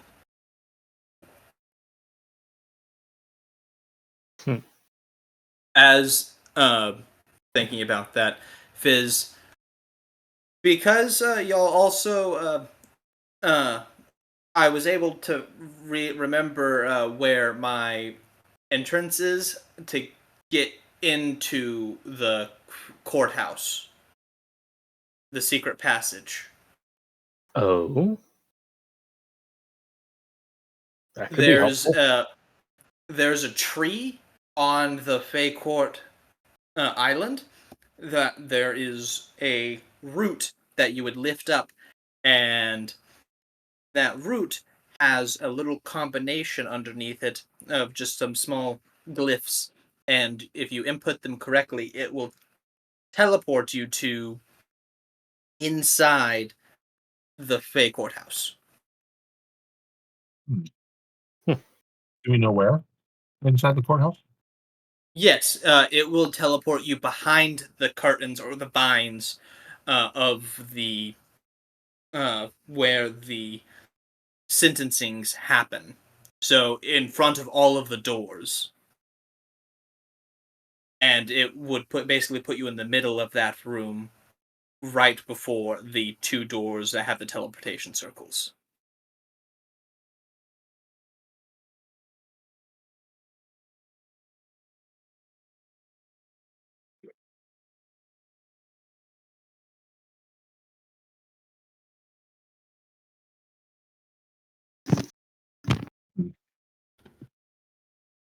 All right. Does that still work with the teleportation having been disabled? No, the teleportation is only disabled at the Heartwood tree. Not in the courthouse. Correct. Is there any possible way for us to circumvent that? Even temporarily? To circumvent the teleportation? Yeah, to be able to teleport, to block what is blocking teleportation.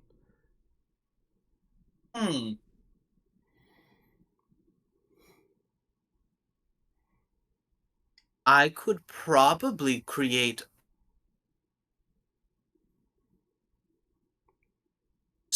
a device that would allow you to teleport at least once. I mean, that would be good There if we could do that. there might be cost after that lashback for whoever teleports, though. That sounds less good.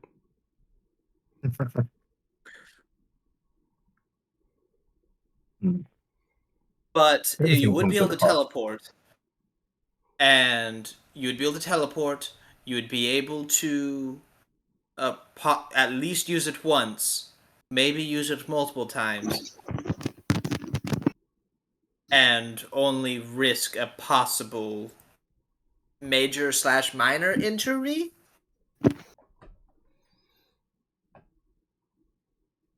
All right.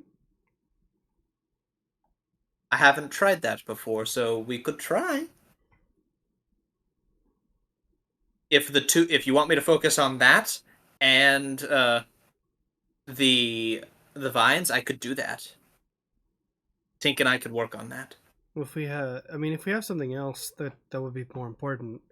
I'm not saying I can't say that I'm thrilled with the idea of the lashback. That doesn't sound right. What word am I saying? I'm trying to think of Backlash? Yeah, I was trying to backlash. Yeah, backlash. that would be the word. Yeah. That's a better word. As you might be able to tell, I got very tired very suddenly. But yeah, I'm not thrilled with the backlash. If we come up with something better for you to work on, that could easily go by the wayside. But in the absence of a better option, that's something that's still worthwhile. So the vines and the teleporter. And then how are y'all planning on exiting? Rapidly and safely. That's a good one. That's smart. Assuming that we are able to obtain the Heartwood jewel, would physical contact with the jewel empower us to bypass any defenses on the way out, or empower us to hasten our exit in any way? So I've never held the jewel. There is constant power emanating off of it. None of the council is allowed to hold it due to the deal that was made. So that's uncharted territory, but you would be holding pure power. So possibly? Very enlightening. Very enlightening. So we tap into the raw power and we just ride the lightning. Untold. Uncharted territory. Well, no, we have a chart right here. He just points to the map. Oh, true. True. I feel like it's somewhat akin to breaking into a nuclear reactor and trying to walk out with the uranium. Yes. I feel like the exit strategy we might just have to figure out on the spot, because we don't know what kind of chaos we're going to raise by doing this in the first place. Yeah. Part of the reason that I had originally asked for an item to store spells in was that I could store an extra pass without trace in case there's still an option for us to sneak out. But yeah, that's probably not going to happen. Mm-hmm. Probably not. What are y'all's plans and thoughts? I guess we need to decide who's going to be staying in the rooms to push the buttons.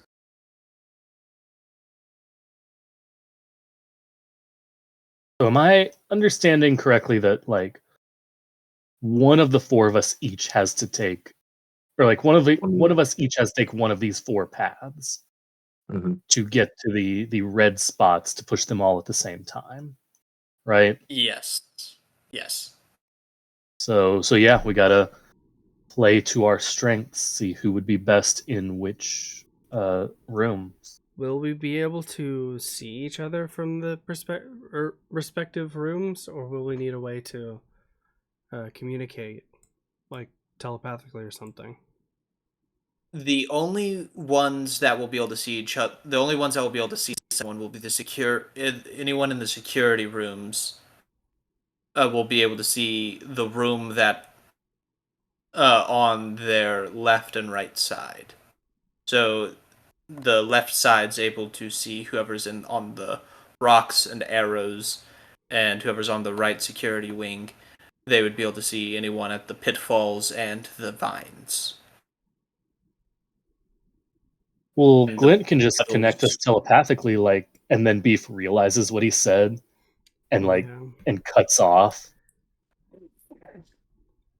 I had that thought and essentially didn't say it. Wow. You're already communicating. Well, it feels like something that Beef would say without Yeah. realizing. Yeah. Do y'all need sending stones? Very sad. Yeah, y'all we'll need need sending sending stones. I mean, yeah, if you're offering. Here you go, and he pulls out little pebbles. You can put these in your ears. That doesn't sound comfortable. I'll just grab one and do it. Is it comfortable? Yeah, it fits perfectly. It's what if I put one up my nostril? You put it up your nostril, and Dawn, all you hear is breathing. Oh, you need to mute yourself. Yeah, I blow it out and then put it in my ear. Ah! I wipe it on my gym shorts first. All you're hearing the is scraping sounds. The fabric sounds. At any point, I could have just taken mine out, but no. I put it up to my mouth and start doing some ASMR for Dawn. Right, so, and then I put it in my ear. So Tink is offering to be very helpful, but we've given Tink like 4 different things to work on in the next day to prepare us. Are there things that we can be doing in the next 24 hours that can help us get a jump on either? Okay, so I got 2 things that are going through Jeff's mind here, trying to figure out like JT was saying, whose strengths should we play to? And figuring out who's going to go in each room. We should probably know that going in. But also, are there other resources that we can gather over the next 24 hours that will enhance our chances for success in addition to what Tink is cooking up for us?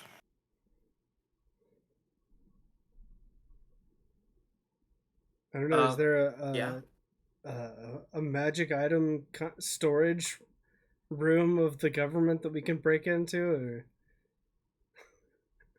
or is that just make it worse by planning a heist to help with a heist? So Fizz raises his hand a little bit. Yeah, we're not going to steal anything from you, obviously. Oh, no. So there is an area in the Fey courthouse that has some magical items stored in it. Oh. It I totally didn't peek in there and found some things. And While I was at this. while I was building the rooms.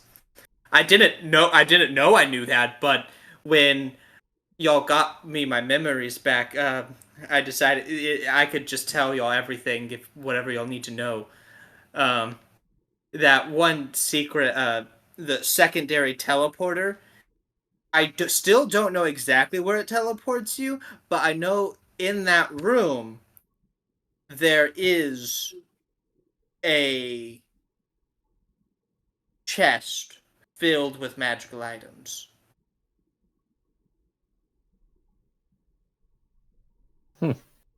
And the secondary teleporter was where again?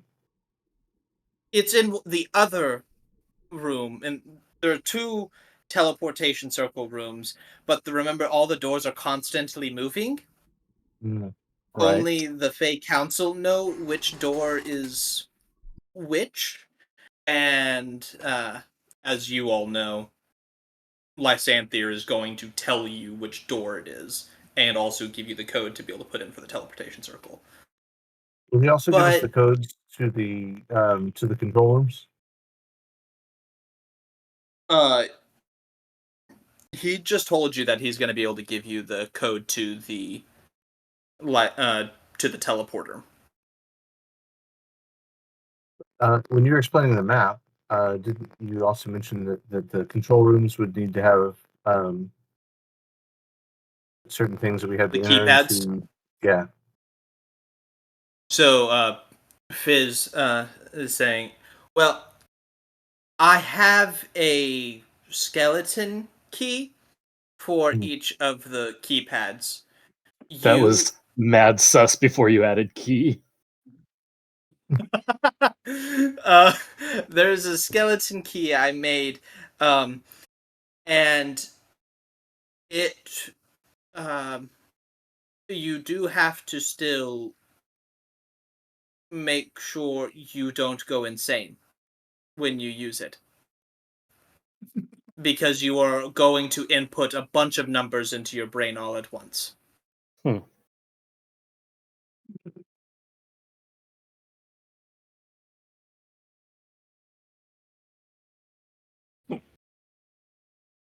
just never know what to say when you start talking. Or you would somehow be able to convince one of the guards to tell you the codes if they know them. I don't know if they will, though.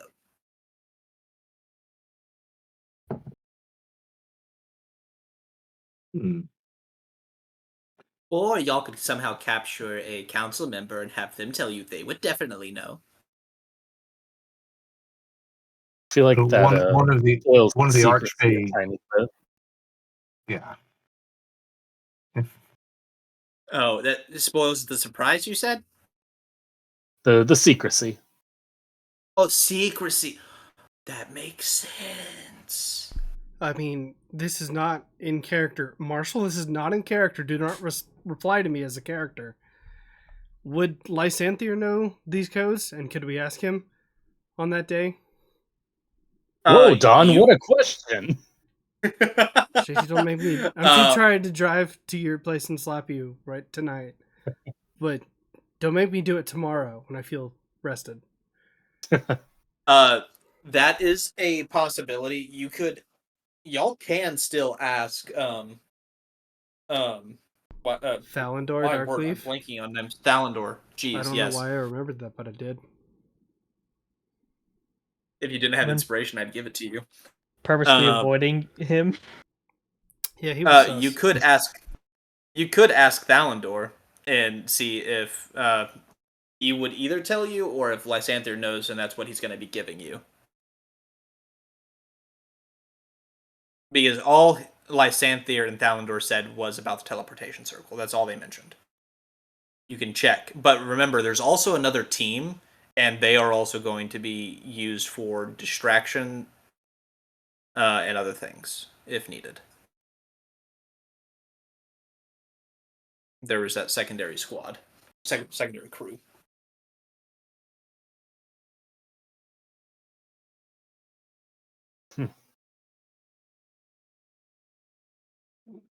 So what are you all doing?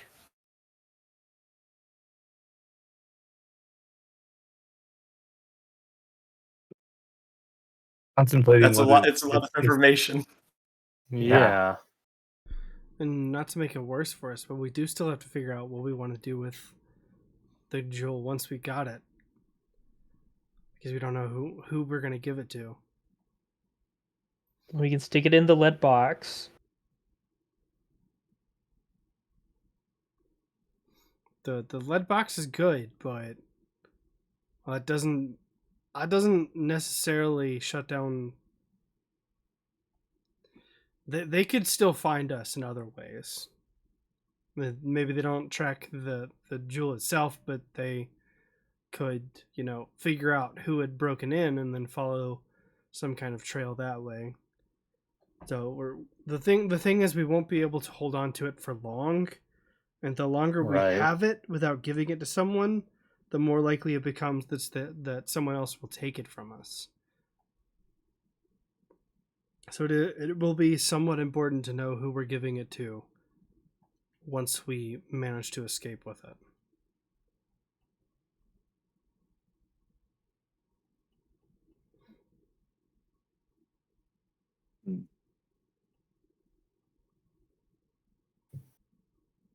Who is the most trustworthy among the Fae to assume the mantle of leadership?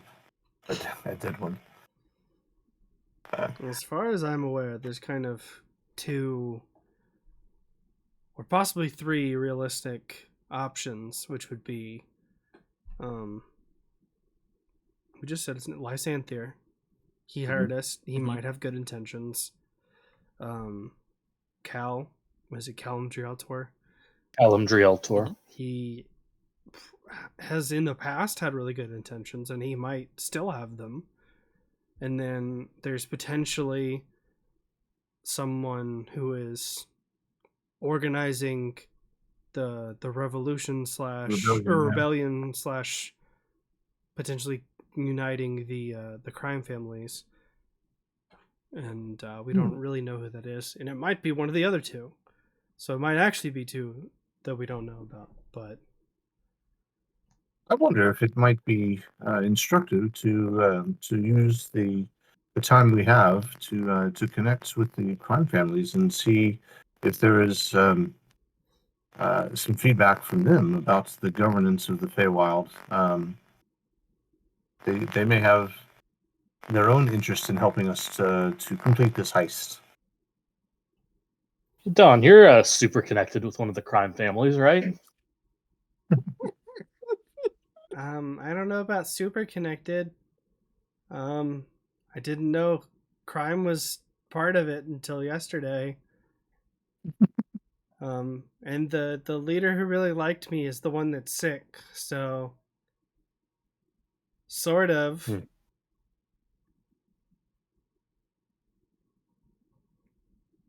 I can have Mr. Whiskers go and... Oh. Ooh. Ooh, that one hurt. Whiskers.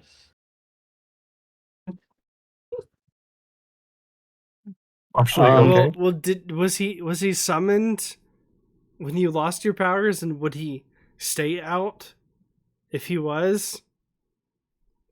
As you I just didn't narrate it because it was sad. But as the connection to the weave was disappearing, you all just saw Mr. Whiskers poof away. Dang. I'm just picturing the I don't feel so good, Mr. Stark, with the little weasel. No. I don't feel so good, Mr. Glint. No. Is Glint crying? Glint is crying. Turns into cinders. Austin is crying. This is a conversation that Dawn and Beef are having in character. It's not. So, I'll let everyone. Everyone can roll investigation, insight, or history.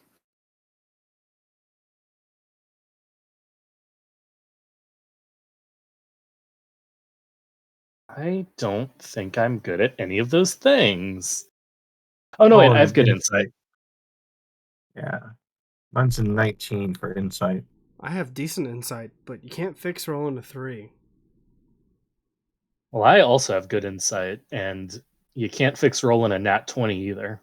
All right. Oh, geez, shut All up. right. Look what happened to my intelligence. Right?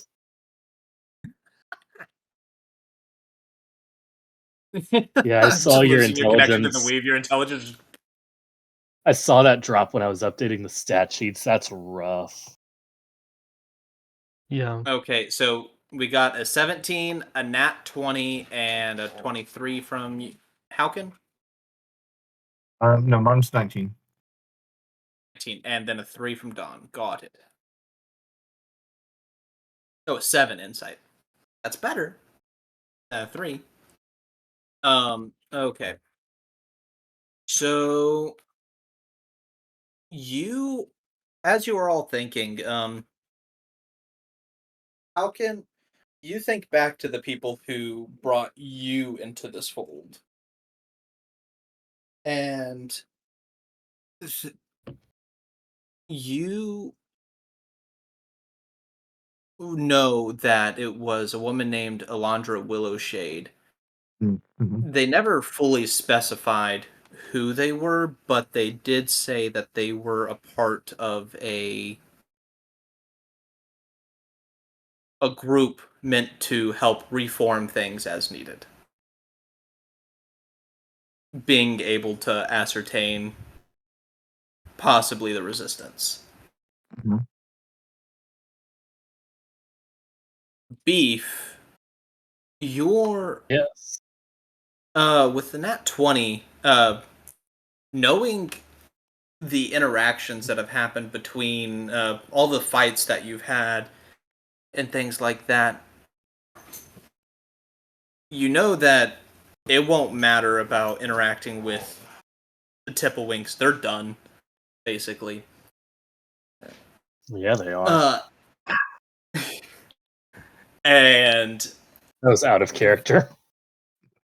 then, but the Feiche and the Bucellis, they, and Glint and Dawn not as much, still conflicted with the idea of the Bucellis being a crime family. Y'all are able to start thinking through that it could probably be a good idea to go check in with those families and see where they're coming from and about the power difference. And y'all also, yeah, about the power difference. And then on Haukin's side, you know that there's with the power difference with the resistance. I'm wondering, how would I track down Elandra Willowshade? She did give you a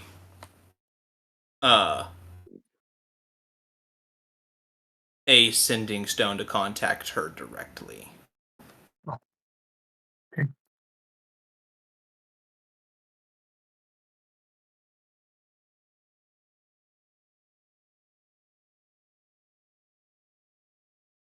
All right. Well, that's a lead. Oh, my apologies. No, she didn't give you a sending stone. She told you if you ever needed to meet with her that you just had to go back to the apartments that they were going to put you up at. And that was at the Seacoast Park. Okay. At the top of here, let me drag y'all back over to the map. The Seacoast Park is up here on the north side.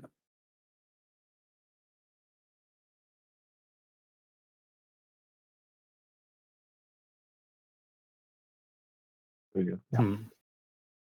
Hmm. Yeah. So, Okay. what are you all wanting to do?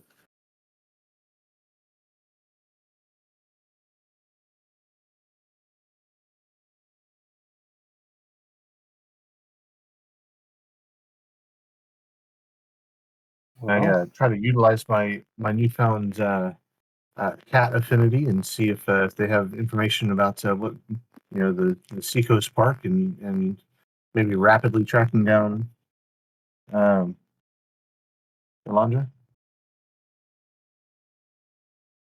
Okay.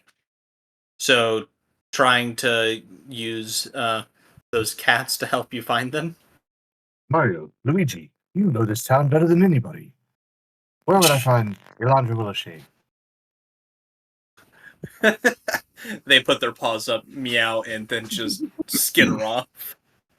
I like the salute. Paw salute right there.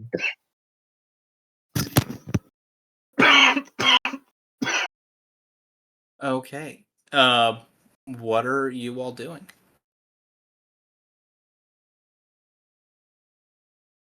What is a decision that you were all not trying?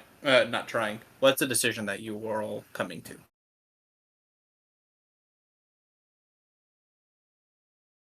How's everyone else feeling right now? Slightly overwhelmed. The complexity of the mad genius of our good friend Fizz is quite intimidating, I must say. Hmm. And yet we prevailed at the trial at the tower, so it gives me hope that we can prevail here as well.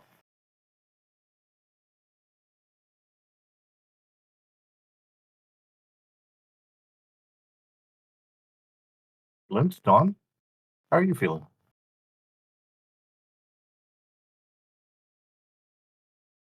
I'm still, I don't know. Other than sad. Shane is too tired I'm gonna go to think outside. Dawn thoughts right now. I don't know. I think Dawn mostly wants to figure out what we're gonna do with it once we've got it, because we've got good leads now on how to go about getting it, or at least some of the basic information.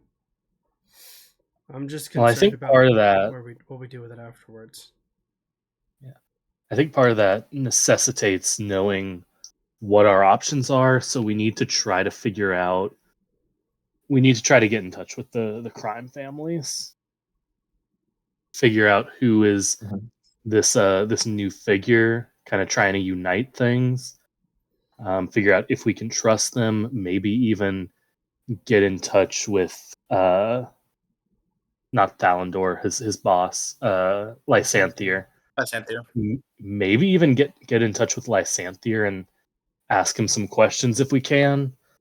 Mm-hmm.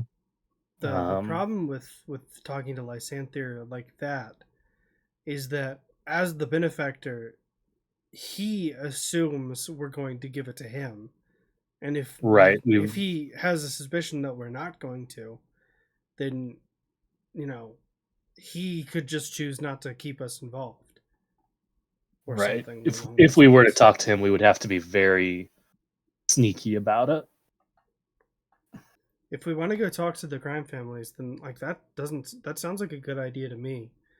I don't know how good Glint's relation with the Feiche is, but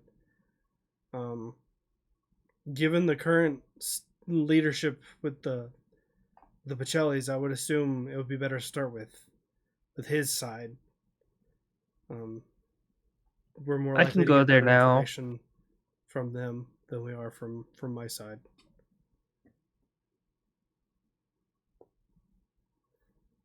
Yeah, I can head there now. To the HA at least. I mean, do you think that's All something right. you need to do alone, or do you think we should just all come? I mean, it's up to y'all. Like, if there's other people you want to talk to, I know I can go talk to my people. Do we want to divide and conquer? We can. We could. I think since we have a day left, it's probably smart not to, waste our time by traveling everywhere as a group. We should probably split up and try to get this stuff done. Which I know is the famous last words for D&D, but Split the party. I feel like we kind of have to at this point. All right. Yeah.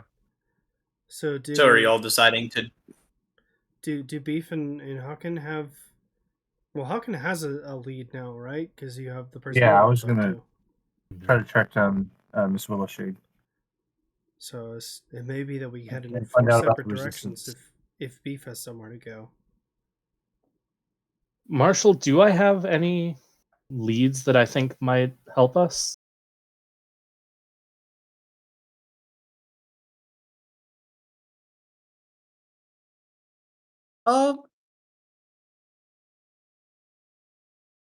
With your nat 20 insight, I like earlier, hearing that.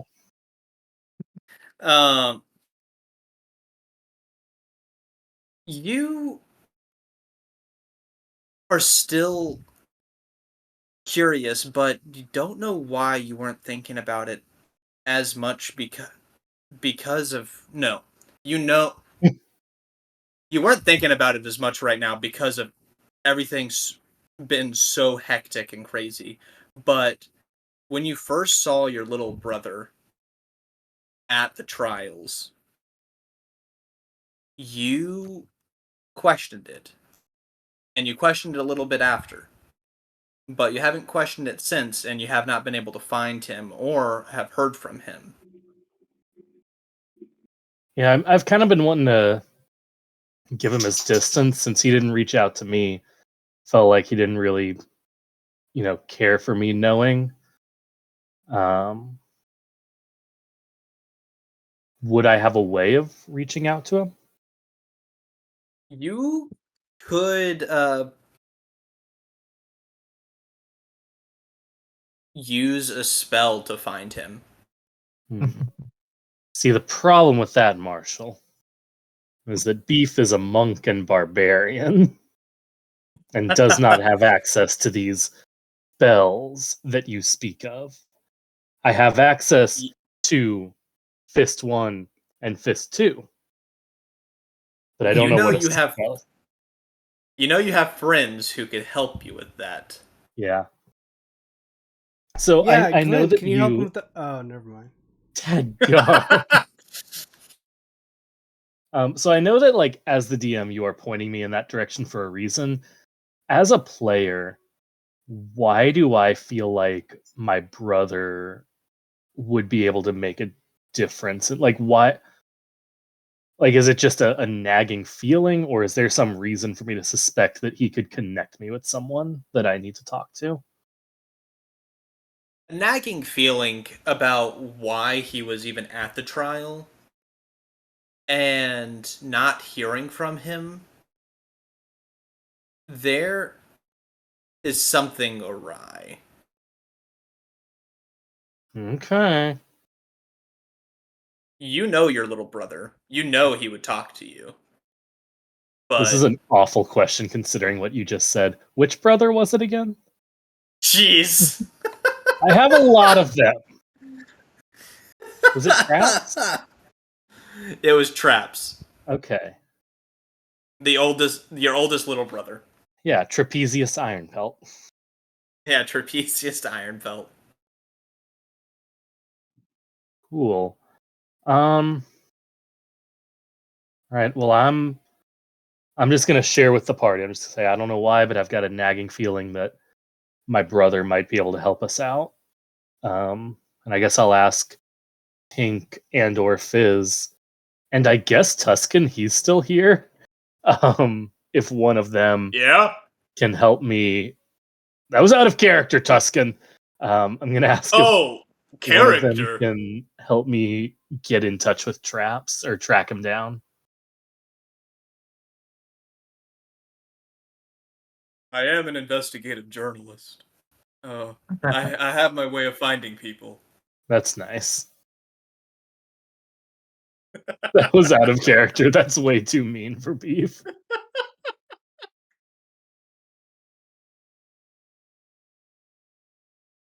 So Okay. would one of them be able and willing to help me? Yeah, Tuscan can definitely help you. Comment.